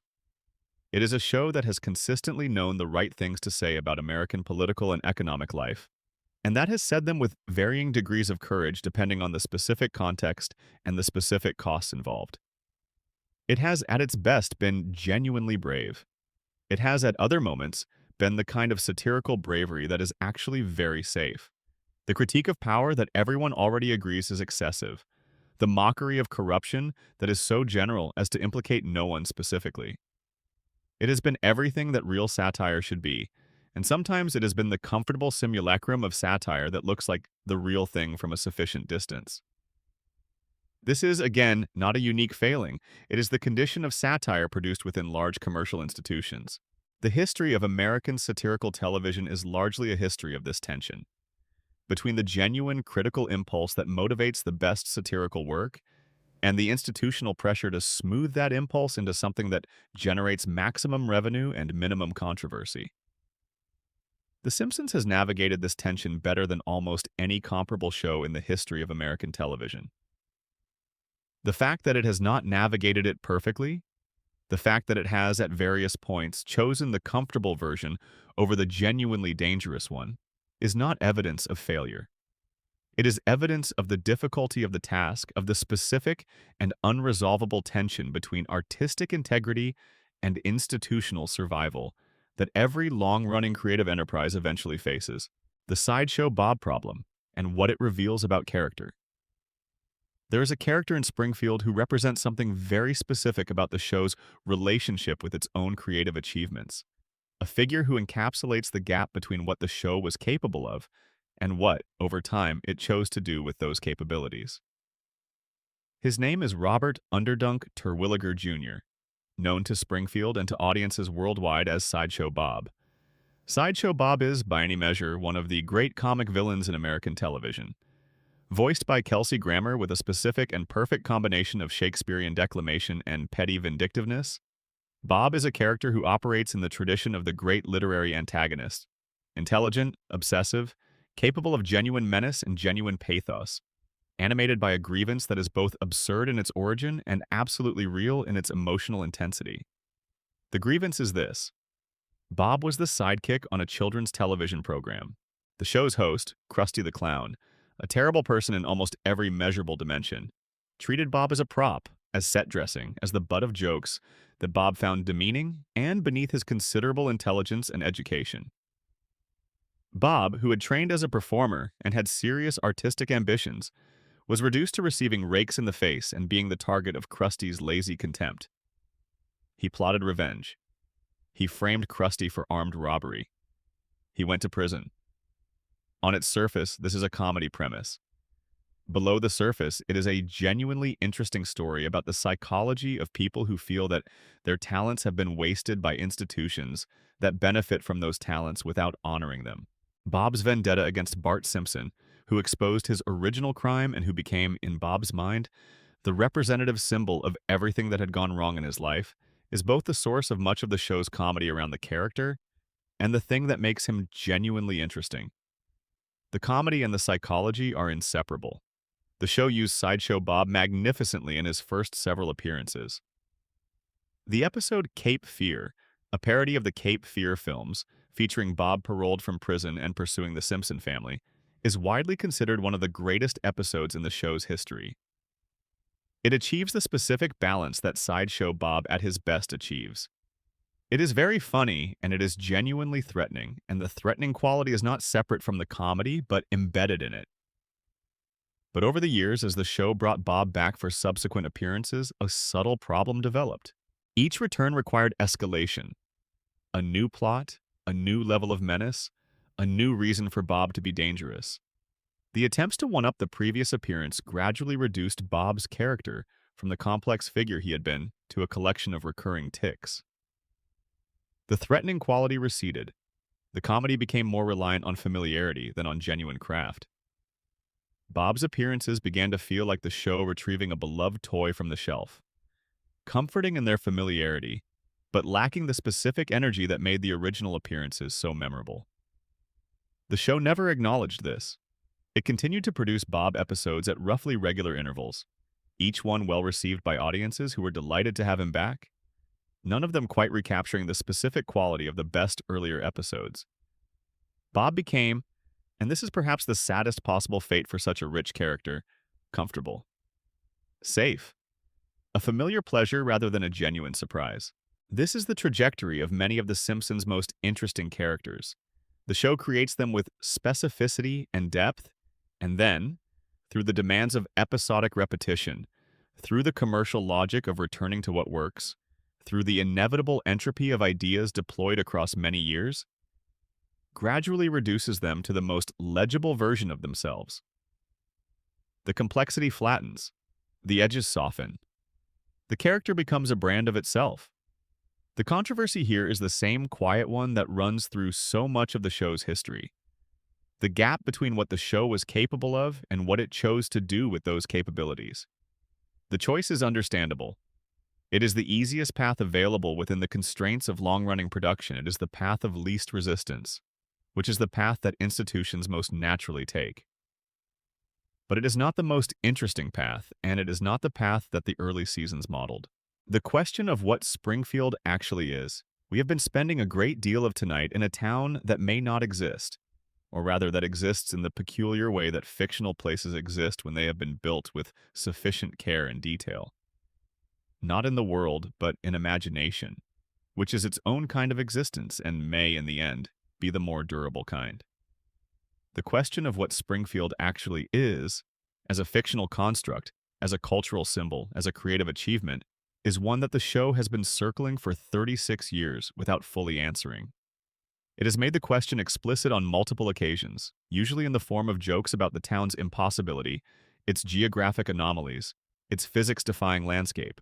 The show knows what it is doing when it places Springfield simultaneously on a coast and in a landlocked heartland, when it gives the town Arctic winters and tropical summers, when it makes the town large enough to contain all of these contradictions, and small enough to feel like the neighborhood you grew up in.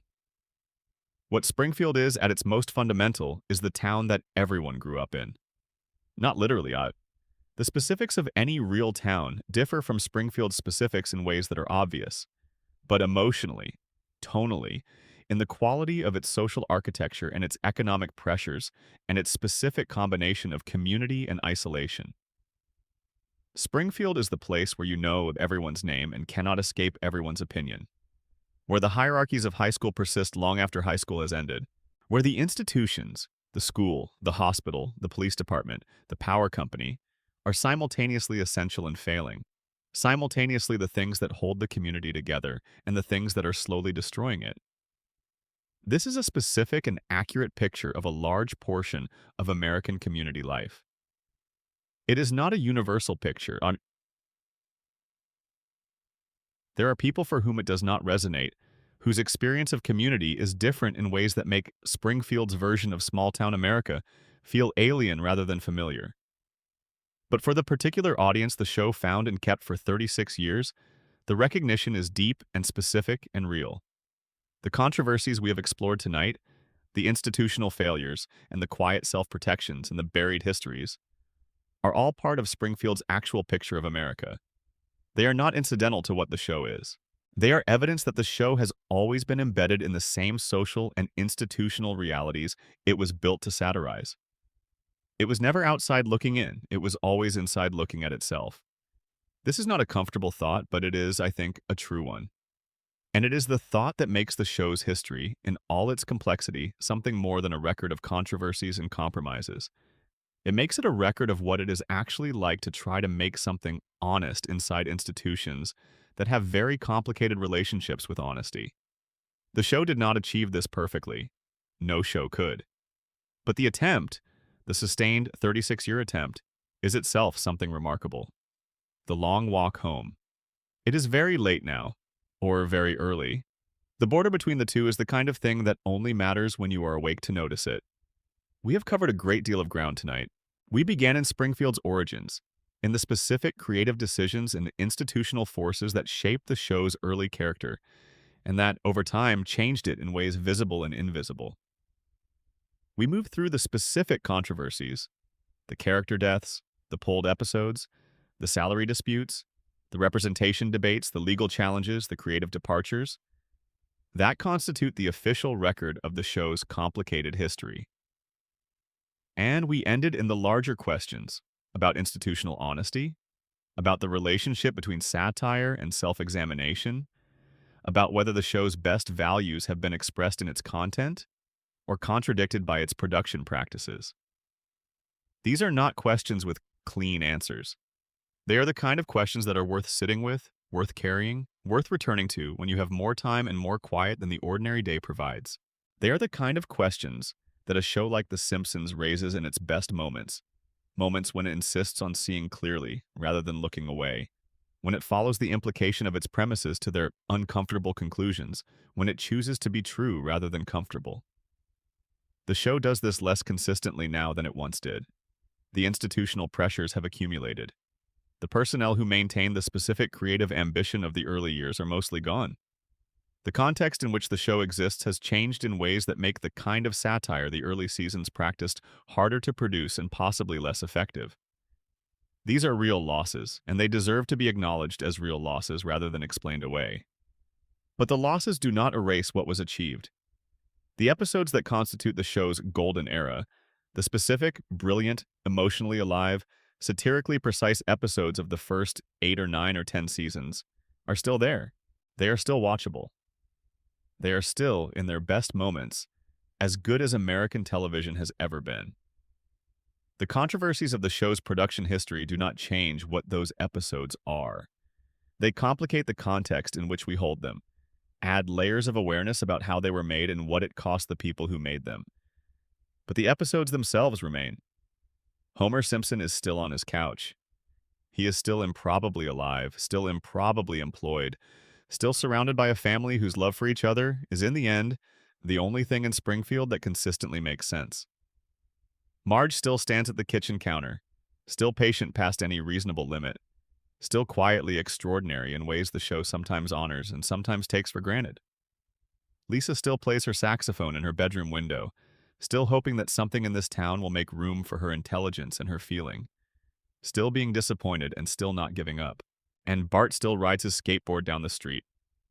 At the end of the opening credits, still arrives at the couch too late and too early, still looks at the camera with those enormous eyes that contain, if you look long enough, something more complicated than mischief.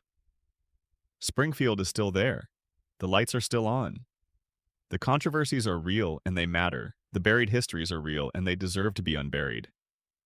The gaps between what the show said and what the show did, between the values it articulated and the practices it followed, are real and should be acknowledged. And the show is also real in another sense. In the specific sense that the things that are made with genuine care and genuine intelligence and genuine love for the subject matter are real and persist and mean something, even after the machinery that produced them has been examined and found to contain all the ordinary human failures that all human machinery contains. The Simpsons is both things simultaneously: the controversies and the achievement, the institutional failures and the genuine triumphs, the comfortable denial and the uncomfortable truth. Both. Always both. At the same time, in the same frame, on the same street, in the same impossible town. This is not a resolution. There is no resolution. There is only the town and the family and the complicated history of both, and the particular pleasure of sitting with that complexity in the dark. Sleep well. Springfield is still there when you wake up. On continuity, memory, and the architecture of a shared world. There is something that the devoted viewers of The Simpsons possess that ordinary viewers do not, and that casual cultural observers almost never have access to, an intimate familiarity with the specific texture of the Springfield world. The feeling of knowing these characters, not just from their broad outlines, but from the accumulated weight of thousands of small moments. The way Homer orders food at a restaurant, the particular quality of Marge's hum when she is working at the stove, the specific cadence of Lisa's saxophone playing, the precise register of Bart's laugh when he has pulled off something genuinely inspired. This intimacy is not trivial. It is one of the things that long-running serialized storytelling, at its best, can produce that no other form of narrative can quite match. You spend enough time with these people, if these people is even the right phrase for characters who are technically lines drawn on a page and words spoken into a microphone, and they become real in the way that the people you grew up alongside are real. Their characteristics are not things you look up. They are things you know. You carry them the way you carry your knowledge of the people in your childhood home, in your body rather than in your conscious memory. The controversies that arise from the show's violation of this intimacy, the continuity errors, the character inconsistencies, the moments when a character does something that contradicts everything established about them in earlier episodes, are felt as personal offenses by viewers who have made this kind of investment. Not because the viewers are unreasonable, but because the investment was real, and the violation of its implicit terms is a real injury. This is the human cost of the show's gradual loss of continuity. It is easy to dismiss as mere fan pedantry, as the excessive attachment of people who take too seriously what is, in the end, a cartoon. But this dismissal misunderstands both what the show offered in its early seasons and what it cost viewers when that offering was withdrawn. The early Simpsons asked its audience to take its characters seriously, to invest in them, to care about their histories and their relationships and their specific contradictions. Having asked this, and having been given it, the show then began to fail to reciprocate, to treat the characters with decreasing seriousness, to disregard the investments that viewers had made. The argument is sometimes made that the audience's attachment is the audience's problem, that the show never promised anything about its own consistency, that the terms of the relationship were always just entertainment, and that expecting more than entertainment from a long-running animated comedy is a category error. This argument has a certain brisk pragmatism to it that makes it useful in deflecting criticism, but it is not honest about what the early seasons actually did. The early seasons were not just entertainment. They were, at their best, literature, not in a grandiose sense, but in the specific sense of using carefully constructed narrative and character to illuminate something true about human experience. And literature makes commitments to its audience that pure entertainment does not. Literature says, I am trying to show you something real. Pay attention. The show made that claim. Its audience paid attention. And then, gradually, the thing it was showing them became less real. The characters became more consistent in the sense of being more predictable, more reducible to their most legible characteristics, while becoming less consistent in the sense that mattered, less continuous with who they had been when the show was at its best, less faithful to the specific and complicated people they had been in the episodes that built the show's reputation. The Frank Grimes moment. There is one episode that addresses this drift more directly than any other in the show's history. It is not an episode that was pulled or modified or surrounded by external controversy. It aired unremarkably in the 8th season and achieved a kind of legendary status among the show's most devoted viewers precisely because it was, for a single episode, honest about what the show had become. The episode is called Homer's Enemy. It aired on May 4th, 1997, and it is, by any measure, one of the most unusual half hours in American television history. The premise is this. A new employee arrives at the Springfield nuclear power plant. His name is Frank Grimes. He has spent his entire life working for everything he has, clawing his way out of poverty through sheer effort, building a career through genuine application and genuine ability, achieving a modest but real professional competence by the simple expedient of trying as hard as it is possible to try. He is not charming. He is not lucky. He is not Homer. He meets Homer. He observes Homer. He watches Homer operate at work, the sleeping, the ignoring of meltdown alarms, the donut in the reactor core, and he cannot process what he sees. Because what he sees is not just incompetence, it is incompetence being actively rewarded. Homer is not punished for his behavior. Homer is, in some respects, celebrated for it. Homer has a family that loves him, a house he can barely afford to maintain, the kind of warm and chaotic domestic life that is presented by the show with genuine affection. And Frank Grimes, who has done everything right, has nothing comparable. Grimes tries to expose Homer. He tries to force the people around him to see what he sees, to share his sense of fundamental wrongness about a world in which Homer Simpson is allowed to thrive while Frank Grimes barely survives. And the people around him cannot see it. Not because they are stupid, but because they have been living inside Homer's reality for so long that it has ceased to look like a reality at all. It just looks like the way things are. Grimes's failure to make anyone else see what he sees pushes him over the edge. He has a breakdown. He begins to behave the way Homer would behave, ignoring safety protocols, making catastrophically bad decisions with the casual confidence of a man who has never been punished for his mistakes. And the catastrophically bad decision kills him. Frank Grimes dies, and Homer sleeps through his funeral and says something stupid, and everyone laughs, and the episode ends. This episode is understood by the show's most careful interpreters as a kind of confession, as the writers allowing themselves, for one episode, to acknowledge the absurdity of the world they had built and what it implied about the nature of their main character. Frank Grimes is the viewer. Frank Grimes is the person in the audience who has been watching Homer for 7 seasons and has gradually become aware of the specific wrongness of a world in which Homer's behavior is perpetually rewarded. Grimes voices the complaint that the audience has been building, and the show kills him for it.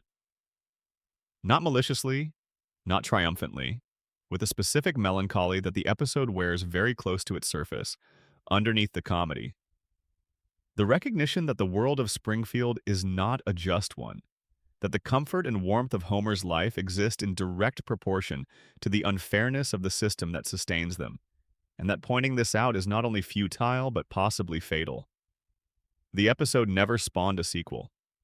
Frank Grimes appeared once more, briefly, as a ghost, in a later Halloween episode, a brief joke that felt less like a follow-up and more like the show retrieving the Grimes idea from a distance, using it for a quick bit rather than returning to its implications. The specific moral seriousness of the original episode was not repeated. Springfield absorbed Frank Grimes, as it absorbs all uncomfortable truths, and moved on. But the episode remained. And remains. Available to anyone who wants to watch it. Still pointing at what it points at. Still honest in its specific, bleak way about the world it depicts. The people behind the frames. The controversies of The Simpsons are, ultimately, controversies about people. Not about frames of animation or lines of script. Not about broadcast decisions or contract clauses in their dry technical form. They are about the specific human beings who showed up to make something, and what happened to them in the process, and whether the thing they helped make did right by them. This is easy to forget when the subject is a long-running institution. Institutions have a way of making their human origins invisible. They develop their own logic, their own momentum, their own ways of operating that seem to exist independently of any specific person's choices. The decisions get made.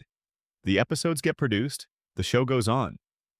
The people behind the decisions and the productions and the perpetuation become interchangeable elements in a process that seems to require their labor without specifically requiring them. The Simpsons has been experienced this way by many of the people who worked on it. Writers who contributed genuinely original work to the show's earliest seasons and then moved on, or were moved on, have described the specific quality of seeing their work continue to circulate, to be celebrated, to be cited as examples of the show's greatness, while their specific contributions are either unacknowledged or reduced to a credit in the scroll. The work persists. The people who made the work are not always treated as though their making of it was what it was. Specific, irreplaceable, the product of specific intelligence and specific effort that could not simply be replicated. The voice actors, whose contributions are perhaps the most immediately audible, whose specific performances are so integral to the show that you cannot imagine it with different voices, have spent decades in a negotiated relationship with an institution that alternately celebrated their irreplaceability and tested it by threatening replacement. The experience of being simultaneously told that you are essential and offered terms that suggest the opposite is a specific and disorienting kind of institutional treatment. The animators whose work is invisible in the most literal sense, whose labor is the material substrate of every image the audience sees without being foregrounded in any of the show's public-facing narrative, have worked within the specific constraints of industrial animation production. The deadlines, the outsourcing relationships, the cost pressures, the institutional incentives that favor efficiency over the kind of craft that produces moments of genuinely beautiful animation. All of these people have their own relationship with The Simpsons, their own sense of what the show owes them and whether it has paid the debt, their own private accounting of what was given and what was received. These accountings are not public because the show's institutional culture does not invite their publicness, and because most of the people involved understand that the costs of speaking too directly outweigh the benefits. The unofficial history of The Simpsons, the one that lives in unguarded interviews and published memoirs, and the specific phrasing of careful non-answers, suggests a show whose relationship with its human contributors has been more complicated than its public image suggests, and whose institutional culture has sometimes been as dismissive of the people who made it as the institutions it satirizes have been of the characters who inhabit them. This is not the only truth about the show's human history. There are genuine affections and genuine loyalties and genuine satisfactions embedded in the experience of having been part of something that mattered this much. The bonds formed over years of shared work are real. The sense of having contributed to something that endures is real. The pride of authorship, however distributed and however complicated by institutional conditions, is real. The full picture contains both things: the institutional failures and the genuine community, the exploitation and the loyalty, the things that were gotten right and the things that were not. The show is both things, and its history is both things, and the people who made it hold both things simultaneously in the way that people who have been genuinely part of something large and complicated always hold it, with the specific mixture of pride and grief and gratitude and frustration and love that does not reduce to any simpler emotion. The Springfield that could have been the final thought for tonight is about potential, about the specific pain of knowing what something could have been, not in a hypothetical sense, not as an abstraction, but as something visible in the existing work, in the glimpses of what the show was capable of when all the conditions aligned correctly. The Simpsons could have been the show that ended after 12 or 14 seasons, that concluded, deliberately and with full creative intention, at a point where the story still had something to say, and the people telling it still had the specific energy and insight to say it well. There is a version of this history in which the show's creative team made the decision to conclude the series, to give Springfield a genuine ending, to let the characters experience the aging that the floating timeline perpetually deferred, to say goodbye in a way that honored the investment of the audience and the achievement of the show. This would have been remarkable. The Simpsons finale, imagined by the creative team at the height of their powers, produced with the full resources that the show's success had made available, could have been one of the great conclusions in television history. It would have been a cultural event of the first order. It did not happen. For reasons that are a combination of creative, commercial, and institutional, the difficulty of agreeing on when the end should come, the enormous ongoing revenue stream that made ending commercially irrational, the simple human tendency to continue doing what you know how to do for as long as it remains possible. The show went on, and continues on even now in its 37th and 38th seasons, still producing, still technically present, still wearing the name and the face of what it was. The Springfield that could have been. The Springfield in which the stories were told to their completion, in which Bart grew up and Lisa found her place and Homer finally looked directly at the life he had been given and understood it clearly. that Springfield exists only in the imagination of viewers who have thought about what the show might have chosen to do if it had chosen differently. It is a real place in the sense that imagined places are real. It lives in the space between what was given and what was possible. It is a little bit the Springfield of every episode you loved most, the version of the town that the best of the show pointed toward, that it briefly achieved, that it was always in the process of trying to get back to. You can visit it a little by watching those episodes, by sitting with them long enough to remember what it was like when the show was doing everything it was capable of doing, by letting the specific quality of those stories, their warmth and their wit and their specific, loving, merciless honesty about the family and the town and the particular kind of American life they represented, be what it is. Springfield is still there. The lights in the windows of 742 Evergreen Terrace are on. The television is glowing. The family is on the couch. And whatever the show became, whatever it cost, and whatever was buried, and whatever was not honored adequately, and whatever compromise was made, and whatever potential was left unrealized, the thing that it was, at its best, remains. That is enough for tonight. That is more than enough. Close your eyes. Let Springfield go quiet. Let the house on Evergreen Terrace recede into the distance the way houses do when you are moving away from them, and the windows shrink to small, bright points and then to nothing. The night is very deep. Sleep well. The controversies that never became controversies. There is a category of event in the show's history that is worth spending time on tonight. Not the controversies that erupted publicly and had to be managed and resolved, but the ones that could have erupted and didn't. The near misses. The situations in which someone made a decision or a comment or a creative choice that, under slightly different conditions, might have produced a public argument, a legal challenge, a cultural flashpoint, and which instead passed quietly, leaving only the faintest marks in the record. These non-controversies are in some ways more revealing than the actual ones, because they illuminate the specific institutional intelligence that the show's management has deployed throughout its history.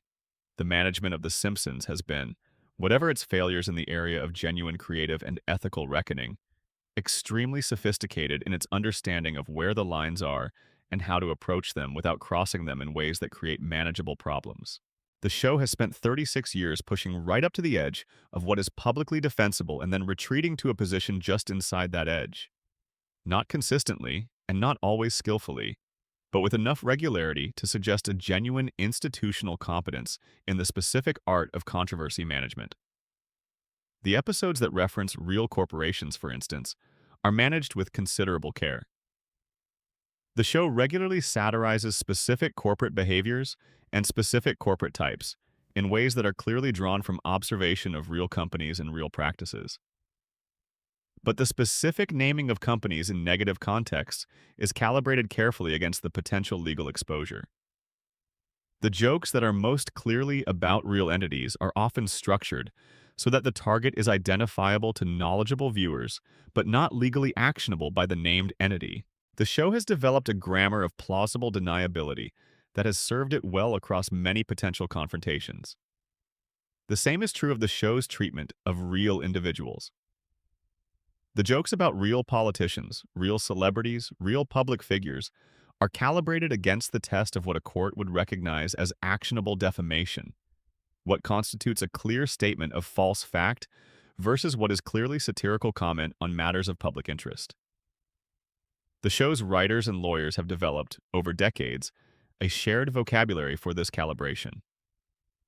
The result is a show that regularly says things about real people that are pointed and sometimes unflattering, but that are structured to survive legal challenge.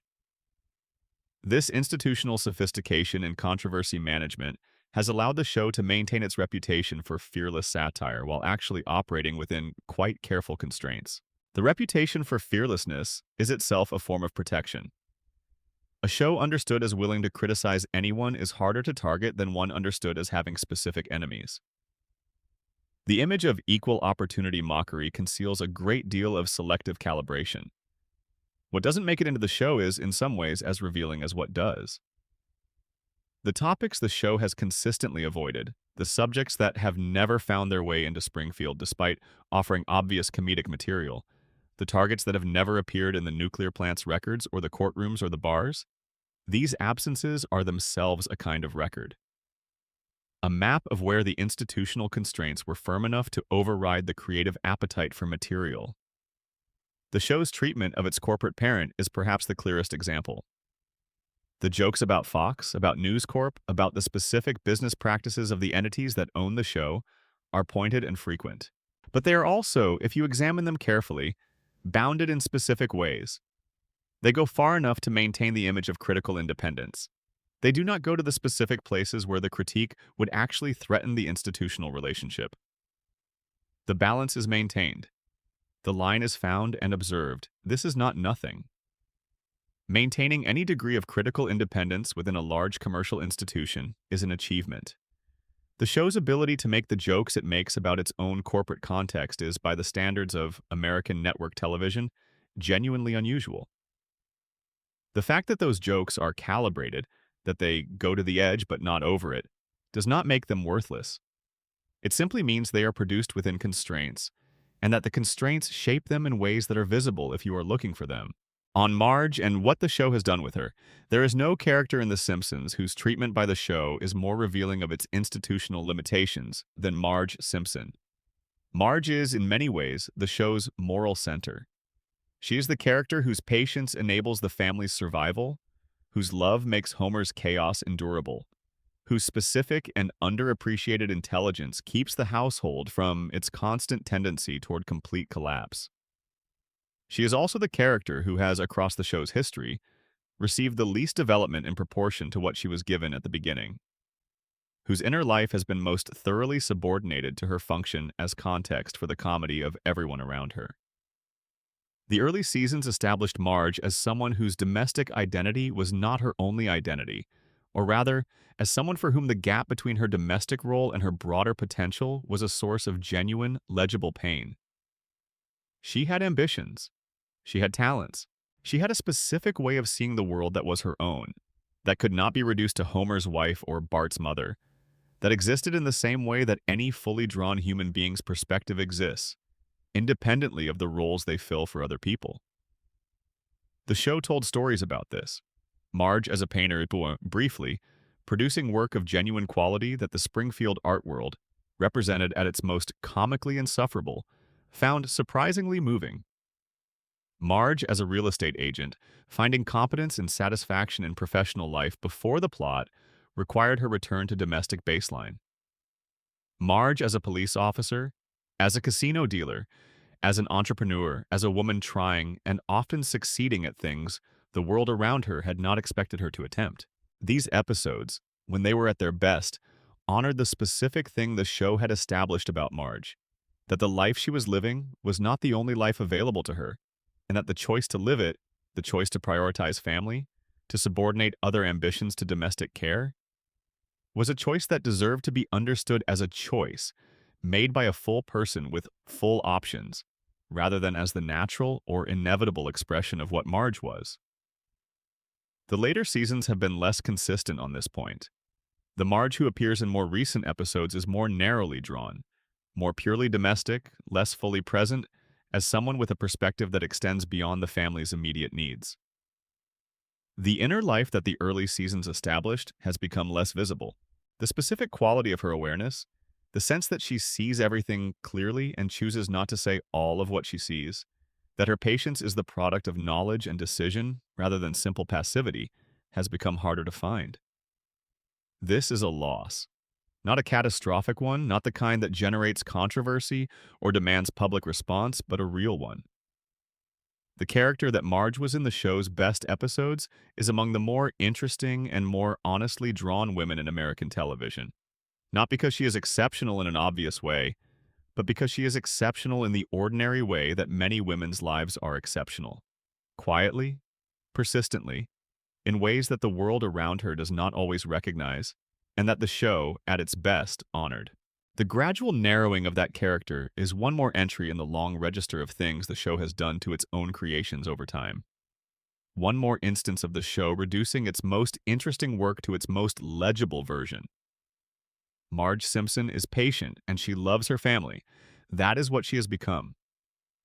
The specific quality of the patience, the specific history of what it took to arrive at it, the specific person behind it, those things have receded.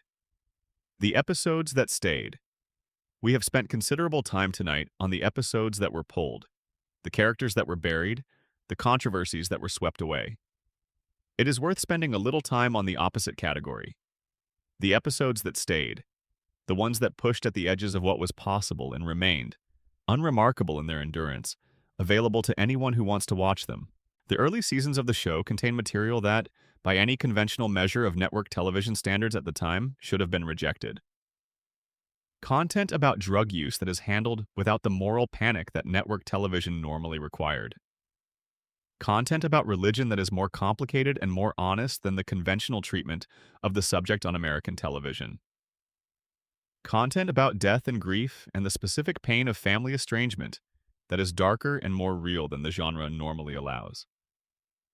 These episodes exist. They are part of the canon. They aired without significant controversy because the show, in those years, had the creative authority and the institutional confidence to produce them and the network support, however reluctant, to broadcast them. The specific conditions of that moment allowed for things that the same people, in a different institutional context, might not have been able to produce. The fact that they exist, that you can watch them, that they are part of the record, is itself a kind of argument against the idea that commercial television cannot achieve genuine artistic seriousness, against the idea that institutional constraints inevitably reduce creative ambition to the least common denominator, against the idea that the gap between what art aspires to and what commerce allows is unbridgeable. The gap is real. The constraints are real. The compromises are real, and many of them are visible in the history we have been tracing tonight. But the episodes that stayed, the ones that were made and broadcast and remain available, that pushed through the resistance and achieved something that the institutional context was supposed to prevent, those are also real. They are the evidence that the constraints are not total, that there are moments, under specific conditions, when the institutional pressure is less than the creative pressure, when the will to make something honest is stronger than the will to protect the institution. When the show is The Simpsons, in the full sense of what that has meant, not the brand, not the franchise, not the institutional enterprise, but the specific creative achievement that all of those things are in some sense parasitic upon. Those moments are what we came for tonight. They are what keeps people watching. They are the reason the show still means something, despite all of the things we have discussed, despite all of the failures and compromises and buried truths. Springfield is worth visiting. It is complicated, and it is dishonest with itself, and it is full of things it would prefer you didn't examine too closely. And it is also full of moments of genuine humanity, of real feeling, of real recognition, of the specific and irreplaceable experience of watching a work of art illuminate something true. Both things, always both things, at the same time, in the same frame. This is what we mean when we talk about The Simpsons. All of it. The shadow history and the brilliant episodes, the institutional failures and the genuine achievements, the controversies swept under the rug, and the truths that refuse to be entirely buried. The whole, complicated, extraordinary, disappointing, irreplaceable thing. What we owe the characters we have loved. Before we finally let the night fully close, there is one more thread worth following. One that is less about the institutional history of the show and more about the specific and strange relationship that develops between audiences and fictional characters over long periods of time. There is something that happens when you spend enough time with a fictional world. The characters become, in a functional sense, people you know. Not real people, You understand the distinction, you hold it clearly, but people you have enough experience with to have genuine expectations about, genuine feelings toward, genuine senses of who they are and how they would respond to specific situations. When the show violates those expectations, when it does something with a character that contradicts everything established about them, the response is not just intellectual disappointment. It is something more immediate than that. It is the feeling that you have been misunderstood or that the person you thought you knew has been replaced by someone else. The Simpsons has produced more of this feeling in its audience than perhaps any other long-running television show, because the investment it invited was so deep and because the violations of that investment over the years have been so numerous. The Homer of Season 20 is not the Homer of Season 5, not in any way that the show's own logic can justify. The character has drifted from its origin in ways that accumulate into a kind of identity replacement, not sudden, not dramatic, but complete. The man who drives Homer's body in the later seasons is carrying Homer's name and wearing Homer's face, but the specific combination of quality that made him who he was in the show's best years, the mix of genuine stupidity and genuine love, the specific way his failures were always also his humanity, has been replaced by something broader, louder, more cartoonish, and less true. This matters because the characters we have loved are owed something, not in any legal or even strict moral sense. The show owes us nothing, contractually, but in the sense that genuine creative works establish relationships with their audiences that have their own kind of integrity. When you tell someone, through your work, look, here's a person, I want you to know them, I want you to care about them, I have made them real enough to love and complicated enough to understand. When you make that invitation and it is accepted, there is an obligation implied. Not to make the character always likable, not to protect them from difficulty, but to keep them real, to maintain the specific human truth of who they are. The show has, in its later years, made Homer funnier and less true, Bart more frenetic and less specific, Lisa more symbolically consistent and less actually present. These are not improvements. They are the kind of simplifications that make production easier and audience management simpler and creative risk lower. And they are the specific betrayals of the invitation that the show made in its best years. This is the last and most fundamental of the quiet controversies, the one that has been ongoing since the decline began, the one that generates no lawsuits and no press releases and no pulled episodes, only the specific, private grief of people who loved something and watched it change into something they love less. The show is aware of this grief. It has acknowledged it in its characteristic way through jokes, through self-deprecating references to its own decline, through the meta-awareness that has become its defense mechanism. It knows what has been lost. It cannot, within its current institutional conditions, recover it. And so it acknowledges the loss with a smirk and moves on. The town that time built and could not unmake Springfield is, in the end, more durable than any of the controversies that have surrounded it. This is the paradox at the center of the show's history. The very qualities that produce the controversies, the institutional scale, the commercial success, the longevity that only comes from being embedded deeply enough in a culture to resist all forces of dissolution, are also the qualities that ensure the show's survival and the preservation of its best work. The controversies we have explored tonight are real and they matter. The buried histories are real and they deserve to be told. The institutional failures are real and the people who were affected by them deserved better. All of this is true. And the show is also still there. The best of it, the episodes and the moments, and the specific achievements of the golden era and the sporadic achievements of the years since, is preserved and accessible in ways that allow it to go on doing what the best creative work always does: reaching people, finding the ones who need what it has to offer, providing the specific comfort and the specific challenge that genuine art provides. The controversies cannot unmake this. They can complicate it, add context to it, demand that we hold the achievement and the failure simultaneously, rather than allowing the myth of uncomplicated greatness to stand. This is appropriate. The myth is always less interesting than the reality. The reality of The Simpsons, with all its shadows and its failures and its complicated human history, is richer than the mythology of the golden era, and more honest, and in its way more worthy of the respect that the mythology was trying to express. We owe the show the honesty of seeing it clearly, of acknowledging what it was at its best, what it became, how it treated the people who made it, what it did with the cultural authority it was given, how it navigated the specific tensions between artistic integrity and commercial necessity that it faced for 36 years. We owe it the respect of not pretending these questions are simple, or that the answers are all flattering, or that the institution's version of its own history is adequate.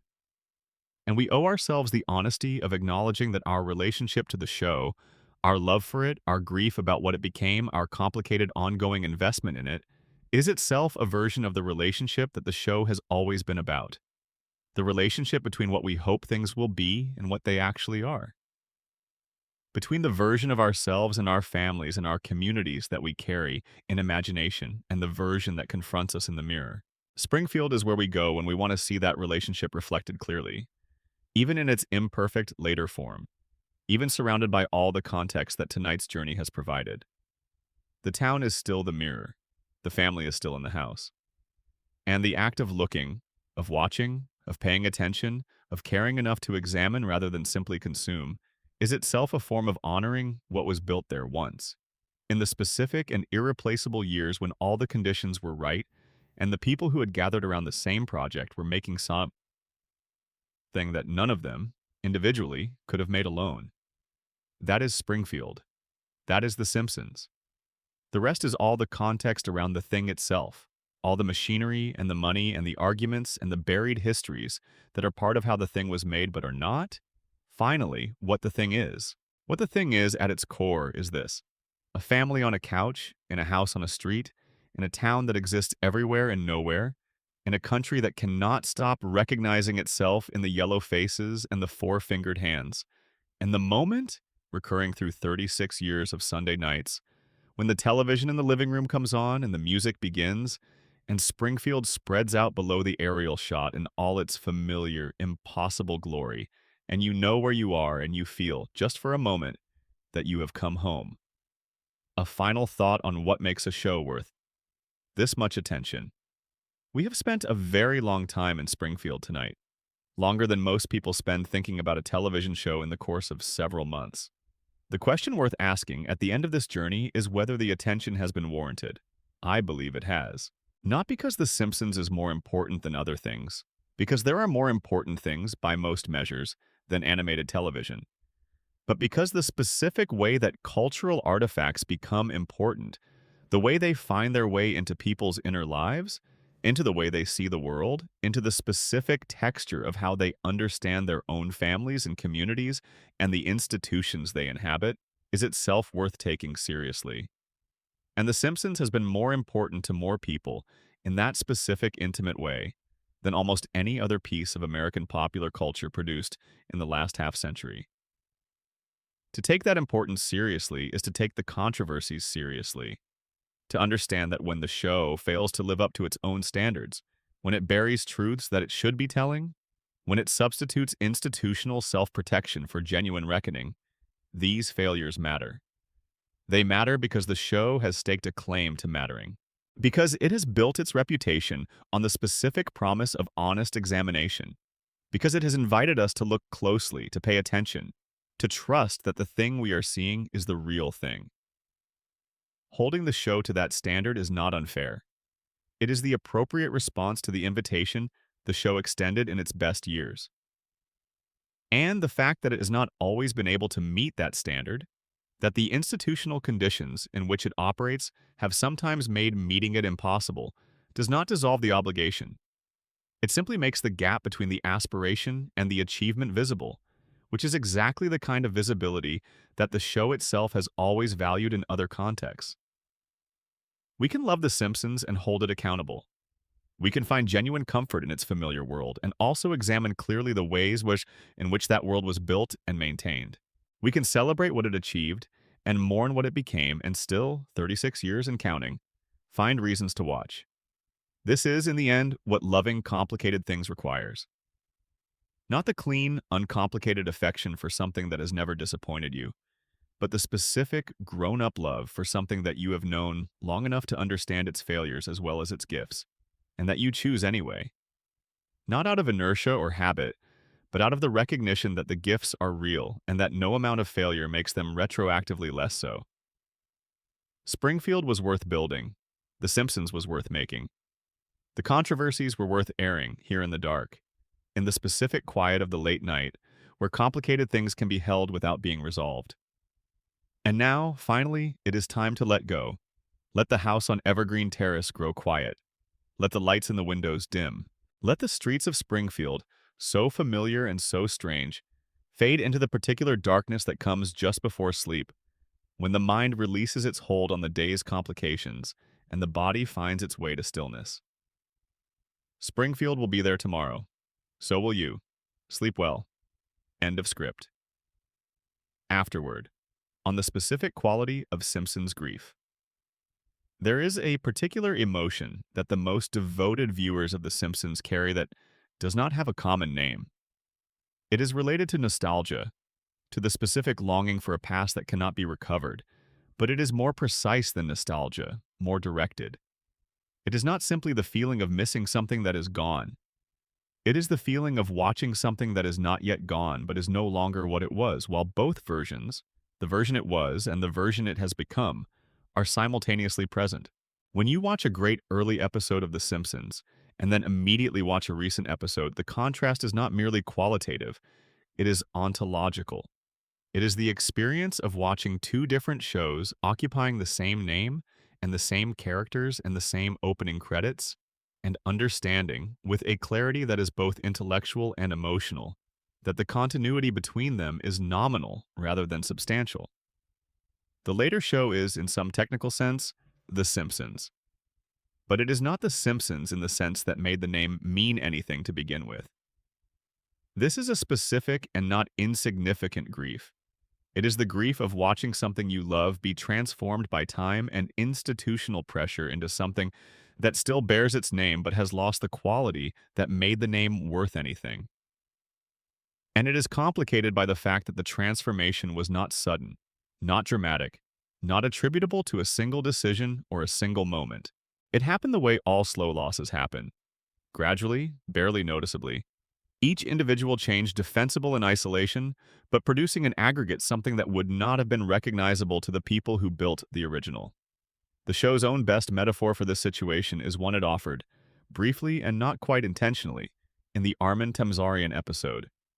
The one about the principal who was not who he said he was. The real Seymour Skinner walks into a town that has been living with an impersonator for 20 years, and the town's response is to exile the real one and elect the fake to be legally real. The name stays, the person behind the name changes. The community chooses the comfortable lie over the uncomfortable truth, not out of stupidity, but out of the specific, forgivable human preference for the familiar over the accurate. The later Simpsons is Armin Tamzarian. The early Simpsons is the real Seymour Skinner. Both are still out there. One has been tied to the train and removed from public view. The other sits in the principal's office and does the job, and nobody asks too many questions. We are Springfield. We watch the show. We know on some level what happened. And we keep watching because the comfortable Tamzarian on the screen is enough like the real Skinner to make the watching feel continuous, even when it isn't. The people who were there. It would be appropriate at the end of this long journey to acknowledge something about the people whose work is the actual substance of what we have been discussing. Not the executives and the lawyers and the network negotiators, but the writers and performers and animators and directors whose specific individual labor is what the show actually is. These people, hundreds of them across 36 years of production, showed up. They showed up to the writer's room at unreasonable hours. They struggled with stories that refused to resolve. They made each other laugh and occasionally made each other miserable and did the difficult, repetitive, grinding work of making 22 episodes of television per year. They developed the specific craft of comedy that the show at its best embodies. The timing, the structure, the specific geometry of a joke that lands exactly right. They learned the characters well enough to write them, to voice them, to animate their movements in ways that felt alive and specific and true. Many of them have gone on to other things. Many are still making television. Some became showrunners and directors of their own projects, carrying with them the specific education and craft that the Simpsons writers' room provided. Some left show business entirely. Some stayed at the show for decades, building their careers around it in ways that made them, for better or worse, inseparable from its institutional history. All of them contributed to something that mattered. The controversies we have explored tonight, the institutional failures, the buried histories, the compromises and the injustices, exist alongside the work, not instead of it. The work was real. The investment those people put into it was real. The episodes they made, including the ones we have discussed as problematic, were the products of genuine creative effort and genuine human intelligence and genuine desire to make something that would mean something to the people who watched it. We can hold both. We can acknowledge the failures of the institution and honor the work of the individuals. We can be honest about the ways the show has fallen short of its own values and still feel, genuinely, that the show's best work is worth the attention it has received. We can be fans without being hagiographers. We can be critics without being enemies. This is what honest engagement with the things we care about requires. The complexity, the simultaneity, the refusal to reduce the thing we love to either its achievements or its failures. Both. Always both. This is Springfield. This is The Simpsons. This is the particular and not inconsiderable gift of a show that has been running long enough to be many things at once: a brilliant satire and an imperfect institution, a source of genuine comfort and a record of genuine failure, a world that is impossible and also, in all the ways that matter, entirely real. The night is deep. The town is quiet. The house on Evergreen Terrace sits under a sky full of stars that Springfield can see when the smog from the power plant drifts east. You have stayed all the way to the end of the story. Thank you. Sleep well. The long arc of Springfield's history and where it leaves us. The history of The Simpsons is also, in miniature, the history of American television in the last 4 decades. When the show premiered in 1989, the landscape of American television was ordered in ways that seem, from the current vantage point, almost absurdly constrained. There were 4 broadcast networks. There was no streaming. There was no internet. The idea that a television show might have a devoted global fan community analyzing its episodes in real time, that the show's writers might be aware of and responsive to that community, that the relationship between producers and audiences might be in any sense interactive. None of this was imaginable in 1989 in the form it takes today. The show grew up alongside the technologies that transformed its context. It was an early adopter of online fan engagement, in the sense that the early internet fan communities were among the first organized audiences to develop the kind of deep textual engagement with a television show that has since become standard. It was an early subject of the kind of extended critical analysis that now exists for virtually every significant piece of popular culture. It was, in some respects, the training ground for the mode of engaged analytical fandom that the internet subsequently made universal. This context matters for understanding the show's controversies, because many of them would not have been controversies in the pre-internet era. The Apu situation required a documentary filmmaker with a platform and a social media environment willing to amplify it. The Harry Shearer departure was a Twitter announcement. The discussions of the show's creative decline, which would once have been confined to letters to the editor and academic papers, became, through the internet, a sustained public conversation that the show could not ignore. The show has been shaped by this context in ways both obvious and subtle. Its awareness of online fan discussion has, as noted earlier, influenced its creative choices, sometimes productively, sometimes defensively. Its management of controversies has adapted to the speed of information dissemination that the internet requires. The carefully worded statement, deployed within hours of a controversy breaking rather than days, has become the show's standard crisis management tool. But the fundamental institutional culture, the preference for quiet resolution over public accounting, the tendency to acknowledge problems through jokes rather than genuine engagement, the management of inconvenient truths through removal rather than confrontation. This has not changed with the technologies. It is older than the internet, older than the show's public profile, rooted in the specific character of the people and the institution that built the show.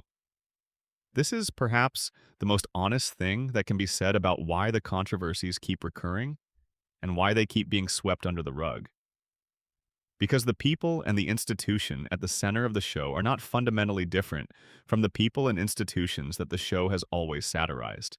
They are the same kinds of people, operating within the same kinds of constraints, making the same kinds of compromises, telling themselves the same kinds of stories about why the compromises are necessary and the constraints are real. This is not a condemnation. It is a recognition. The people who made The Simpsons are humans, which means they are subject to all the same pressures and limitations and self-protective instincts that humans are subject to. The institution they built is an institution, which means it operates according to the same institutional logic that all institutions follow. Neither the humans nor the institution could be anything other than what they are, which means neither the controversies nor the sweeping under the rug could have been anything other than what they were. The show knew this. It built it into Springfield from the beginning, the town where nothing is ever confronted directly, where problems are managed rather than resolved, where the reset button is pressed after every catastrophe. This is not a satirical exaggeration of American institutional life. It is a fairly precise description of it, applied with the specific warmth and intelligence that distinguishes satire from mere complaint. And The Simpsons, in its production history, has inhabited its own subject matter. It has been Springfield. It has buried its truths and managed its controversies and preferred the comfortable story to the uncomfortable one and found reasons, always plausible reasons, to continue rather than confront. It has been, in the most honest possible sense, exactly what it always said it was portraying. This completes the circle in a way that feels, if not comforting, then at least coherent. The show is the town it built. The institution is the community it satirizes. The controversies are what happens when any community, including the fictional ones, including the real ones that produce the fictional ones, tries to maintain its preferred narrative about itself against the pressure of events that do not cooperate with that narrative. Springfield keeps sweeping its truths under the rug because that is what towns do. The Simpsons keep sweeping its controversies under the rug because that is what long-running institutions do. And we keep watching because we are people, and people are drawn to stories about the specific and universal difficulty of being people, of knowing what is true and choosing comfort anyway, of building things that matter and failing to fully honor them, of loving complicated things and carrying that love alongside the full knowledge of the complications. That is where we are. That is where we have always been. That is Springfield. The night is complete. Let it take you the rest of the way. Thank you for spending this time in Springfield. Wherever you are in the world tonight, whatever city or country or small town has gone quiet outside your window, you are part of the audience that has kept this town alive and kept these questions worth asking. Sleep deeply. The show will still be there when you wake up. The controversies will still be there. The great episodes will still be there. All of it, the shadows and the light, the buried histories and the genuine achievements, the institutional failures, and the specific, irreplaceable moments of genuine human truth. All of it waiting, quiet and patient, for the next time you want to visit. Springfield endures. So do you. Good night. A note on watching in the dark. One last thing before we go entirely. There is something specific about watching The Simpsons late at night that is different from watching it in the afternoon. The light in the room is different, lower, warmer. The world outside is quiet in the way it only gets when most people have surrendered the day. The specific ambient noise of the household, the sounds of other people moving through their routines of traffic of the ordinary soundtrack of waking life, is largely gone. In this context, the familiar music of the opening credits has a quality that it does not have during the day. It feels like a return rather than a beginning. Like arriving somewhere you have been before, where the layout of the rooms is stored in your muscle memory, and you can navigate by feeling rather than sight. This quality, the quality of a place you know well enough to find in the dark, is perhaps the deepest and most personal form of what The Simpsons has given to the people who grew up with it. Not the specific jokes, not the specific episodes, not even the specific characters in their fully realized complexity, but the texture of the world, the feeling of Springfield under your feet, the specific sense that you know where you are. All the controversies we have explored tonight exist inside this feeling. They do not replace it. They add to it the specific weight of knowing that the places we love are built by people who are imperfect and who make imperfect choices, and that this knowledge does not diminish the love, though it changes its character. We love what we love with full knowledge of its failures. This is the grown-up version of the feeling. This is what we arrive at if we pay attention long enough and honestly enough. The town is still there, the feeling is still real. That is enough. Good night, and thank you for listening.